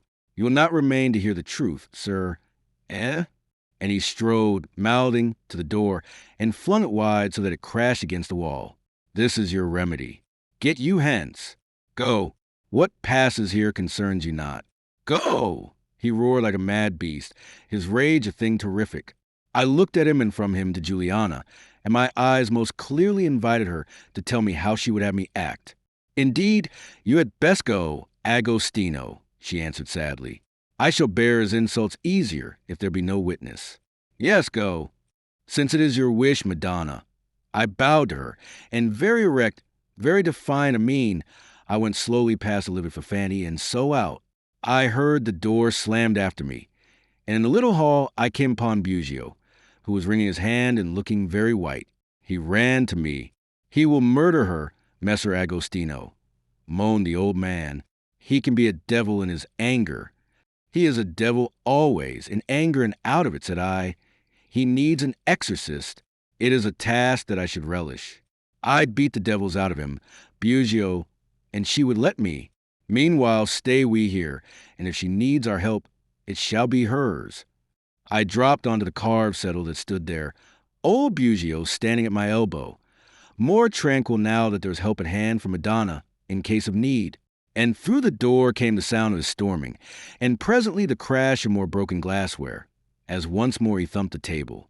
For well high half an hour his fury lasted, and it was seldom that her voice was interposed. Once we heard her laugh, cold and cutting as a sword's edge, and I shivered at the sound, for it was not good to hear. At last the door was open, and he came forth. His face was inflamed, his eyes wild and blood injected. He paused for a moment on the threshold, but I do not think that he noticed us at first.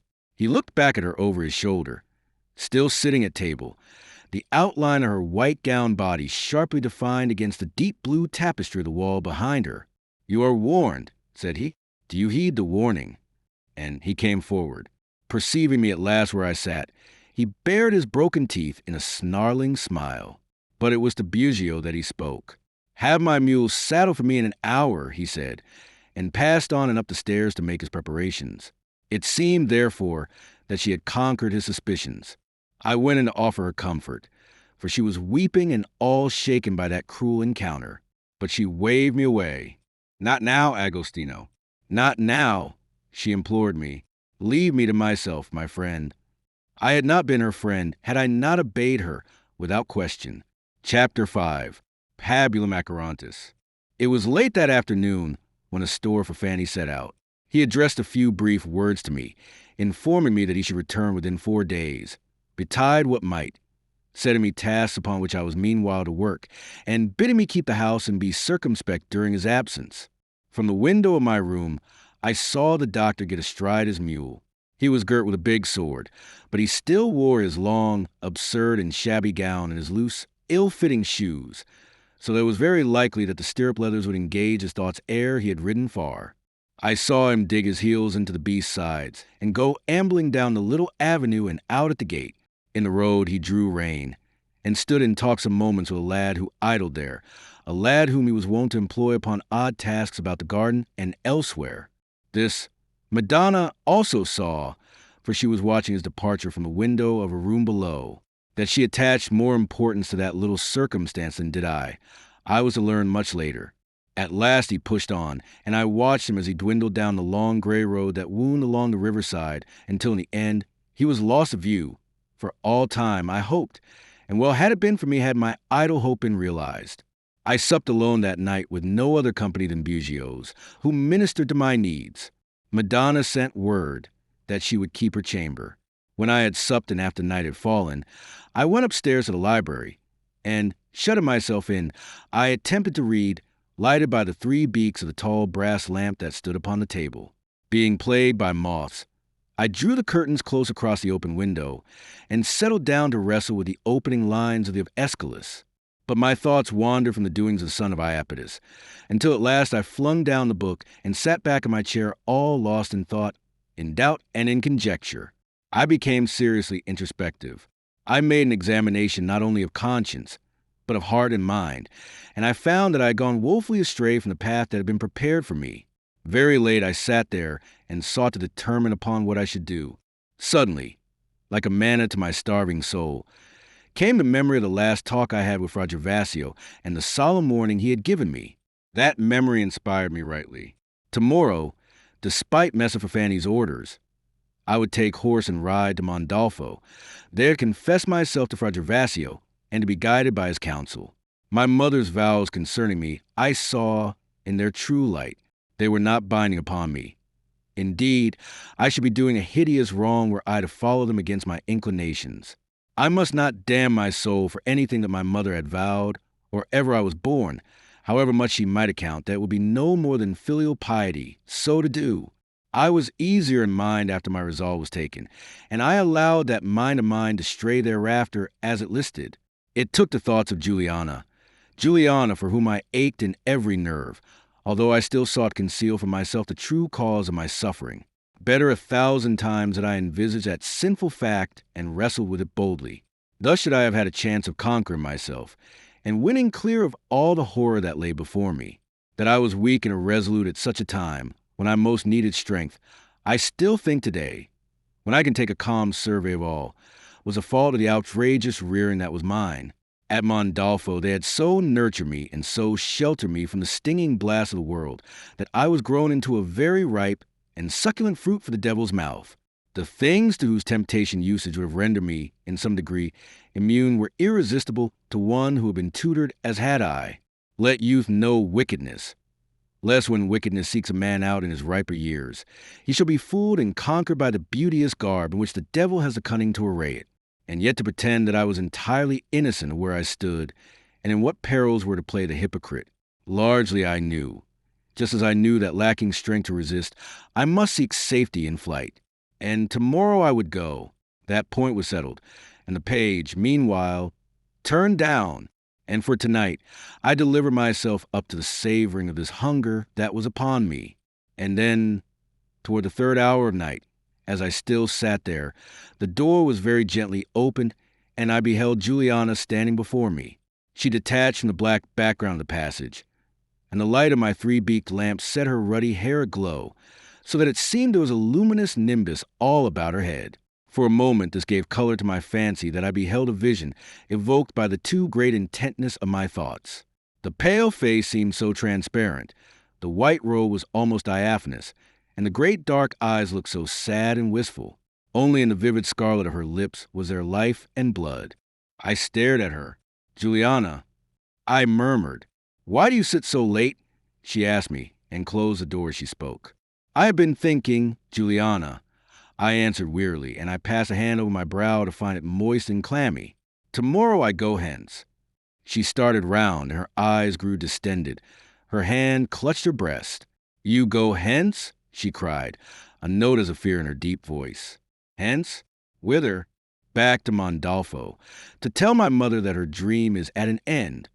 She came slowly toward me. And then?" she asked. "And then? I do not know. What God wills. But the scapuary is not for me. I am unworthy. I have no call. This I now know. And sooner than be such a priest as Messer Gambara, of whom there are too many in the church today, I will find some other way of serving God. Since when have you thought thus?" "Since this morning when I kissed you," I answered fiercely. She sank into a chair beyond the table and stretched a hand across it to me, inviting the clasp of mine. "But if this is so, why leave us?" "Because I am afraid," I answered. "Because, oh God, Juliana, do you not see?"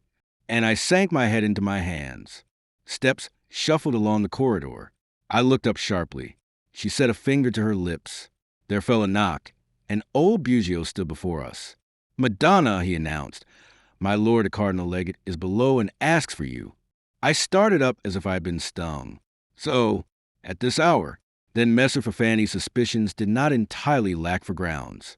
Juliana flashed me a glance ere she made answer. You will tell my lord Gambara that I have retired for the night, and that... But stay. She caught up a quill and dipped in the inkhorn, drew paper to herself, and swiftly wrote 3 lines, then dusted it with sand and proffered that brief epistle to the servant. Give this to my lord. Biagio took the note, bowed, and departed. After the door had closed, a silence followed, in which I paced the room in long strides, aflame now with the all-consuming fire of jealousy. I do believe that Satan had set all the legions of hell to achieve my overthrow that night. Naught more had been needed to undo me than this spur of jealousy. It brought me now to her side. I stood over her, looking down at her between tenderness and fierceness, she returning my glance with such a look as may haunt the eyes of sacrificial victims. Why dared he come? I asked. Perhaps some affair connected with a store. She faltered. I sneered. That would be natural, seeing that he has sent a store to Parma. If there was aught else, I am no party to it, she assured me. How could I do other than believe her? How could I gauge the turpitude of that beauty's mind? I, all unversed in the wiles that Satan teaches women. How could I have guessed that when she saw Fanny speak to that lad at the gate that afternoon, she had feared that he had set a spy upon the house, and that fearing this she had bidden the cardinal begone? I knew it later, but not then. Will you swear that it is as you say? I asked her, white with passion. As I have said, I was standing over her and very close. Her answer now was suddenly to rise. Like a snake came she gliding upwards into my arms until she lay against my breast, her face upturned, her eyes languidly veiled, her lips a-pout. Can you do me so great a wrong? Thinking you love me, knowing that I love you, she asked me. For an instant we swayed together in that sweetly hideous embrace. I was as a man sapped of all strength by some portentous struggle. I trembled from head to foot. I cried out once, a despairing prayer for help, I think it was, and then I seemed to plunge headlong down through an immensity of space until my lips found hers. The ecstasy, the living fire, the anguish, and the torture of it have left their indelible scars upon my memory.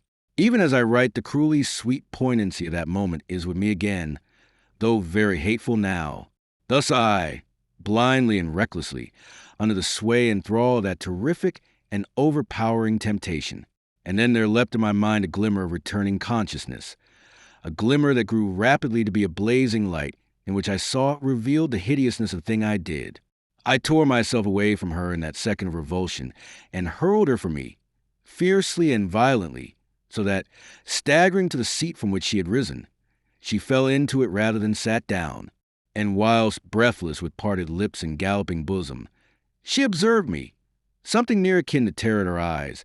I stamped about that room and raved and heaped abuse and recriminations upon myself, ending by going down upon my knees to her, imploring her forgiveness for the thing I had done, believing like a fatuous fool that it was all my doing, and imploring her still more passionately to leave me and to go. She set a trembling hand upon my head. She took my chin the other, and raised my face until she could look into it. If it be your will, if it will bring you peace and happiness, I will leave you now and never see you more. But are you not deluded, my Agostino? And then, as if her self-control gave way, she fell to weeping. And what of me if you go? What of me wedded to that monster, to that cruel and inhuman pedant who tortures and insults me as you have seen? Beloved, will another wrong cure the wrong of that? I pleaded. Oh, if you love me, go, leave me. It is too late, too late. I drew away from her touch, and crossed the room to fling myself upon the window seat. For a space we sat apart thus, panting like wrestlers who have flung away from each other. At length, listen, Juliana, I said more calmly, were I to heed you, were I to obey my own desires, I should bid you come away with me from this tomorrow. If you but would, she sighed, you would be taking me out of hell. Into another worse, I countered swiftly. I should do you such a wrong as naught could ever right again. She looked at me for a spell in silence. Her back was to the light and her face in shadow, so that I could not read what passed there. Then, very slowly, like one utterly weary, she got to her feet. I will do your will, beloved, but I do it not for the wrong that I should suffer, for that I should count no wrong, but for the wrong that I should be doing you. She paused as if for an answer. I had none for her. I raised my arms, then let them fall again and bowed my head. I heard the gentle rustle of her robe, and I looked up to see her staggering towards the door, her arms in front of her like one who is blind. She reached it, pulled it open, and from the threshold gave me one last ineffable look of her great eyes, heavy now with tears. Then the door closed again, and I was alone. From my heart there rose a great surge of thankfulness. I fell upon my knees and prayed. For an hour at least I must have knelt there, seeking grace and strength, and comforted at last, my calm restored, I rose and went to the window. I drew back the curtains and leaned out to breathe the physical calm of that tepid September night. And presently out of the gloom a great gray shape came winging towards a window, the heavy pinions moving ponderously with their uncanny sough. It was an owl attracted by the light. Before that bird of evil omen, that harbinger of death, I drew back and crossed myself. I had a sight of its sphinx-like face and round, impassive eyes ere it circled to melt again into the darkness. Startled by any sudden movement, I closed the window and left the room. Very softly, I crept down the passage towards my chamber, leaving the light burning in the library, for it was not my habit to extinguish it, and I gave no thought to the lateness of the hour. Midway down the passage, I halted. I was level with Juliana's door, and from under it there came a slender blade of light. But it was not this that checked me. She was singing such a pitiful little heartbroken song it was. Ran its last line. I leaned against the wall, and a sob broke from me. Then, in an instant, the passage was flooded with light, and in the open doorway Juliana stood all white before me, her arms held out. Chapter 6.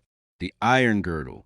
From the distance, drawing rapidly nearer and ringing sharply in the stillness of the night, came the clatter of a mule's hooves. But though heard, it was scarcely heard consciously, and it certainly went unheeded until it was beneath the window and ceasing at the door.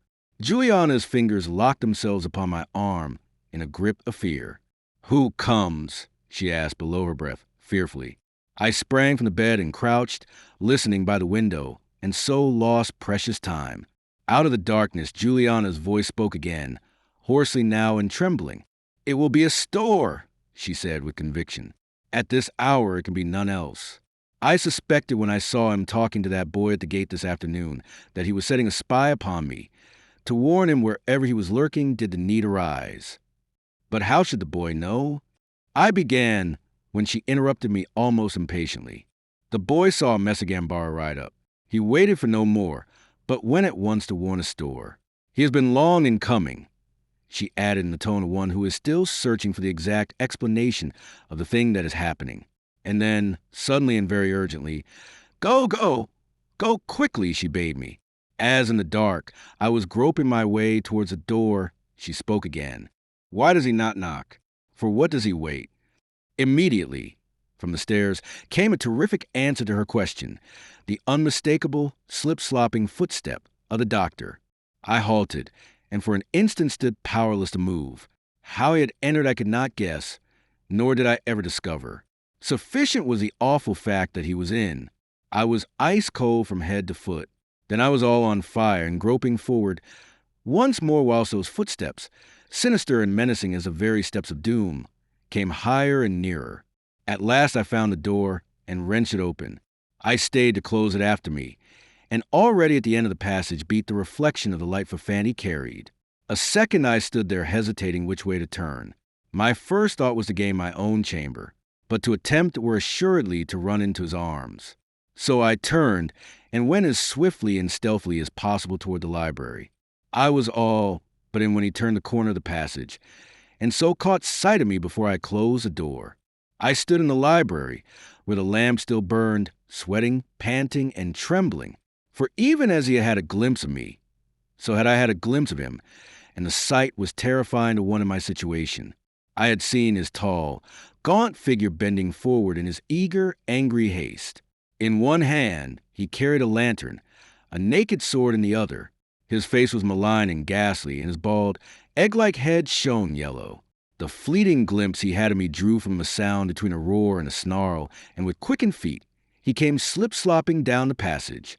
I had meant, I think, to play the fox, to seat myself at the table, a book before me, and feigning slumber, present the appearance of one who had been overcome by weariness at his labors.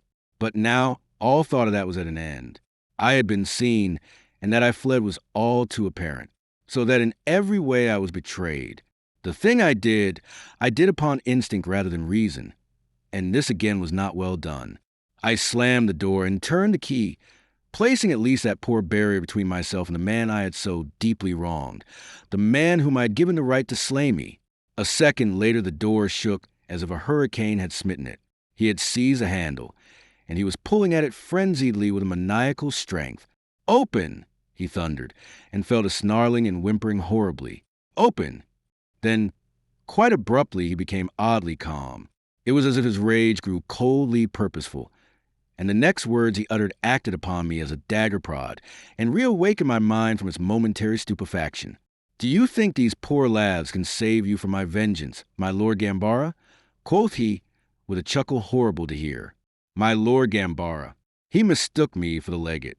In an instant I saw the reason of this. It was as Juliana had conceived. The boy had run to warn him wherever he was. At Roncaglia, perhaps a league away upon the road to Parma.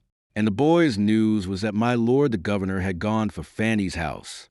The boy had never waited to see the legate come forth again, but had obeyed his instructions to the letter, and it was Gambara whom Fanny came to take red-handed and to kill as he had the right to do. When he had espied my flying shape, the length of the corridor had lain between us. For Fanny was short-sighted, and since it was Gambara whom he expected to find, Gambara at once he concluded it to be who fled before him. There was no villainy for which I was not ripe that night, it seemed. For no sooner did I perceive this error than I set myself to scheme how I might profit by it. Let Gambara by all means suffer my place, if the thing could be contrived. If not in fact, at least in intent. The cardinal legate had certainly sinned. If he was not in my place now, it was through the too great good fortune that attended him.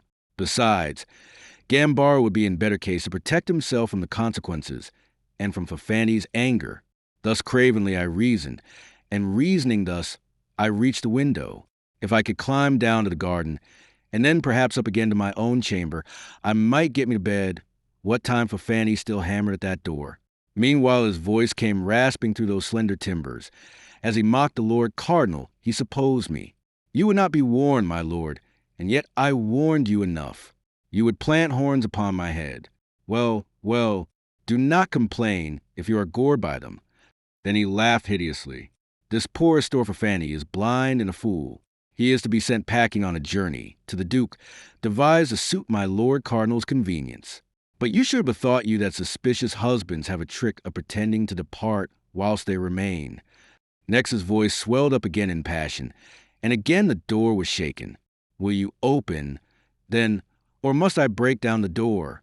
There is no barrier in the world shall keep me from you. There is no power can save you. I have the right to kill you by every law of God and man. Shall I forego that right?" He laughed snarlingly. 300 ducats yearly to recompense the hospitality I have given you, and 600 later upon the coming of the Duke," he mocked. "That was the price, my lord, of my hospitality, which was to include my wife's harlotry. 300 ducats. Ha! Ha! 300,000 million years in hell. That is the price, my lord, the price that you shall pay, for I present the reckoning and enforce it. You shall be shriven in iron, you and your wanton after you. Shall I be caged for having shed a prelate's sacred blood? For having sent a prelate's soul to hell with all its filth of sin upon it? Shall I? Speak, magnificent, out of the fullness of your theological knowledge inform me." I had listened in a sort of fascination to that tirade of venomous mockery, but now I stirred and pulled the casement open. I peered down into the darkness and hesitated. The wall was creeper-clad to the window's height, but I feared the frail tendrils of the clematis would never bear me. I hesitated. Then I resolved to jump. It was but little more than some 12 feet to the ground, and that was nothing to daunt an active lad of my own build, with the soft turf to land upon below. It should have been done without hesitation, for that moment's hesitation was my ruin. For Fanny had heard the opening of the casement, and fearing that after all his prey might yet escape him, he suddenly charged the door like an infuriated bull, and borrowing from his rage a strength far greater than his usual, he burst away the fastenings of that crazy door. Into the room hurtled the doctor to check and stand there blinking at me, too much surprise for a moment to grasp the situation. When at last he understood, the returning flow of rage was overwhelming. "You!" he gasped, and then his voice mounting. "You dog!" he screamed. "So it was you. You!" He crouched, and his little eyes, all blood injected, peered at me with horrid malice. He grew cold again as he mastered his surprise. "You!" he repeated. "Blind fool that I have been. You, the walker in the ways of St. Augustine. In his early ways, I think. You saint in embryo. You postulant for holy orders. You shall be ordained this night with this." And he raised his sword so that little yellow runnels of light sped down the livid blade. "I will ordain you into hell, you hound." And thereupon he leapt at me. I sprang away from the window, urged by fear of him into a very sudden activity. As I crossed the room, I had a glimpse of the white figure of Juliana in the gloom of the passage, watching. He came after me, snarling. I seized a stool and hurled it at him. He avoided it nimbly, and it went crashing through the half of the casement that was still closed, and as he avoided it, grown suddenly cunning, he turned back towards the door to bar my exit should I attempt to lead him round the table. We stood at gaze, the length of the little low-ceilinged chamber between us, both of us breathing hard. Then I looked round for something with which to defend myself, for it was plain that he meant to have my life. By a great ill chance, it happened that the sword which I had worn upon that day when I went as Juliana's escort into Piacenza was still standing in the very corner where I had set it down. Instinctively I sprang for it, and Fafani, never suspecting my quest until he saw me with a naked iron in my hand, did nothing prevent my reaching it. Seeing me armed, he laughed. "Ho, ho, the saint at arms," he mocked. "You'll be as skilled with weapons as with holiness." And he advanced upon me in long, stealthy strides. The width of the table was between us, and he smote at me across it. I parried and cut back at him. For being armed now, I no more feared him than I should have feared child. Louis knew of the swordcraft I had learned from old Falcone, a thing which once learnt is never forgotten, though lack of exercise may make us slow. He cut at me again and narrowly missed the lamp in his stroke. And now, I can most solemnly make oath that in the thing that followed there was no intent. It was over and done before I was conscious of the happening. I had acted purely upon instinct, as men will in performing what they have been taught. To ward his blow, I came almost unconsciously into that guard of Marazzos, which is known as the iron girdle. I parried, and on the stroke I lunged, and so, taking the poor wretch entirely unawares, I sank the half of my iron into his vitals ere I had any thought that the thing was possible. I saw his little eyes grow very wide, and the whole expression of his face become one of intense astonishment. He moved his lips as if to speak, and then the sword clattered from his one hand, the lantern from his other. He sank forward quietly, still looking at me with the same surprised glance, and so came further on to my rigidly held blade, until his breast brought up against the quillins. For a moment he remained supported thus, by just that rigid arm of mine, and the table against which his weight was leaning. Then I withdrew the blade, and in the same movement flung the weapon from me. Before the sword had rattled to the floor, his body had sunk down into a heap beyond the table, so that I could see no more than the yellow, egg-like top of his bald head.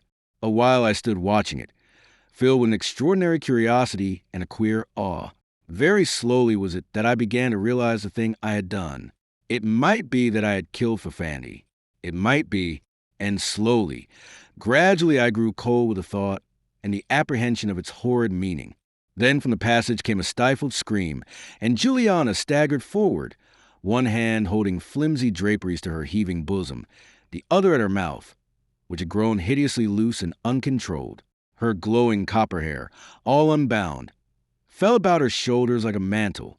Behind her with ashen face and trembling limbs came old Bugio. He was groaning and wringing his hands. Thus I saw the pair of them creep forward to approach Fafani, who had made no sound since my sword had gone through him. But Fafani was no longer there to heed them, the faithful servant and the unfaithful wife. All that remained, huddled there at the foot of the table, was a heap of bleeding flesh and shabby garments. It was Juliana who gave me the information. With a courage that was almost stupendous, she looked down into his face, then up into mine, which I doubt not was as livid. "You have killed him," she whispered. "He is dead. He was dead, and I had killed him." My lips moved. "He would have killed me," I answered in a strangled voice, and knew that what I said was a sort of lie to cloak the foulness of my deed. Old Bugio uttered a long, croaking wail, and went down on his knees beside the master he had served so long, the master who would never more need servant in this world. It was upon the wings of that pitiful cry that the full understanding of the thing I had done was born in upon my soul. I bowed my head and took my face in my hands. I saw myself in that moment for what I was. I accounted myself wholly and irrevocably damned, be God never so clement. Surely here was something for which even his illimitable clemency could find no pardon. I had come to Fanny's house as a student of humanities and divinities. All that I had learnt there had been devilries culminating in this hour's work, and all through no fault of that poor, mean, ugly pedant, who indeed had been my victim, whom I had robbed of honor and of life. Never man felt self-horror, as I felt it then, self-loathing and self-contempt. And then, whilst the burden of it all, the horror of it all was full upon me, a soft hand touched my shoulder, and a soft, quivering voice murmured urgently in my ear, "Agostino, we must go, we must go." I plucked away my hands, and showed her a countenance before which she shrank in fear. "We!" I snarled at her. "We!" I repeated still more fiercely, and drove her back before me as if I had done her a bodily hurt. Oh, I should have imagined, had I had time in which to imagine anything, that already I had descended to the very bottom of the pit of infamy. But it seems that one more downward step remained me, and that step I took, not by act nor yet by speech, but just by thought. For without the manliness to take the whole blame of this great crime upon myself, I must in my soul and mind fling the burden of it upon her. Like Adam of old, I blamed the woman, and charged her in my thoughts with having tempted me. Charging her thus, I loathed her as the cause of all this sin that had engulfed me. Loathed her in that moment as a thing unclean and hideous. Loathed her with completeness of loathing such as I had never experienced before for any fellow creature. Instead of beholding in her one whom I had dragged with me into my pit of sin, and whom it was incumbent upon my manhood thenceforth to shelter and protect from the consequences of my own iniquity, I attributed to her the blame of all that had befallen. Today I know that in so doing I did no more than justice. But it was not justly done. I had then no such knowledge as I have today by which to correct my judgment. The worst I had the right to think of her in that hour was that her guilt was something less than mine. In thinking otherwise was it that I took that last step to the very bottom of the hell that I had myself created for myself that night. The rest was as nothing by comparison. I have said that it was not by act or speech that I added to some of my iniquities, and yet it was by both. First, in that fiercely echoed "we" that I hurled at her to strike her from me, then in my precipitate flight alone. How I stumbled from that room, I scarcely know. The events of the time that followed immediately upon Fanny's death are all blurred as the impressions of a sick man's dream. I dimly remember that as she backed away from me until her shoulders touched the wall, that as she stood so, all white and lovely as any snare that Satan ever devised for man's ruin, staring at me with mutely pleading eyes, I staggered forward, avoiding the sight of that dreadful huddle on the floor, over which Bugio was weeping foolishly. As I stepped, a sudden moisture struck my stockinged feet. Its nature I knew by instinct upon the instant, and filled by it with sudden unreasoning terror, I dashed with a loud cry from the room. Along the passage and down the dark stairs, I plunged until I reached the door of the house. It stood open, and I went heedlessly forth. From overhead, I heard Juliana calling me in a voice that held a note of despair. But I never checked in my headlong career. Fanny's mule, I have since reflected, was tethered near the steps. I saw the beast, but conveyed no meaning to my mind, which I think was numbed. I sped past and on, through the gate, round the road by the Pas, under the walls of the city, and so away into the open country, without cap, without doublet, without shoes, just in my trunks and shirt and hose. As I ran, heading by instinct for home as had the animal that has been overtaken by danger whilst abroad. Never since Philippides, the Athenian courier, do I believe that any man had run as desperately and doggedly as I ran that night. By dawn, having in some 3 hours put 20 miles or so between myself and Piacenza, I staggered exhausted and with cut and bleeding feet to the open door of a peasant's house. The family sat at breakfast in the stone-flagged room into which I stumbled. I halted under their astonished eyes. "I am the Lord of Mondolfo," I panted hoarsely, "and I need a beast to carry me home." The head of that considerable family, a grizzled, sun-tanned peasant, rose from his seat and pondered my condition with a glance that was laden with mistrust. "The Lord of Mondolfo, you thus?" quoth he. "Now by Bacchus, I am the Pope of Rome." But his wife, more tender-hearted, saw in my disorder cause for pity rather than irony. "Poor lad," she murmured, as I staggered and fell into a chair, unable longer to retain my feet. She rose immediately and came hurrying towards me with a basin of goat's milk. The draught refreshed my body as her gentle words of comfort soothed my troubled soul. Seated there, her stout arm about my shoulders, my head pillowed upon her ample, motherly breast, I was very near to tears, loosened in my overwrought state by the sweet touch of sympathy, for which may God reward her. I rested in that place a while.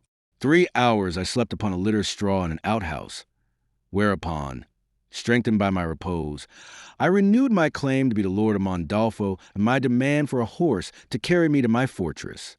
Still doubting me too much to trust me alone with any beast of his, the peasant nevertheless fetched out a couple of mules and set out with me for Mondolfo.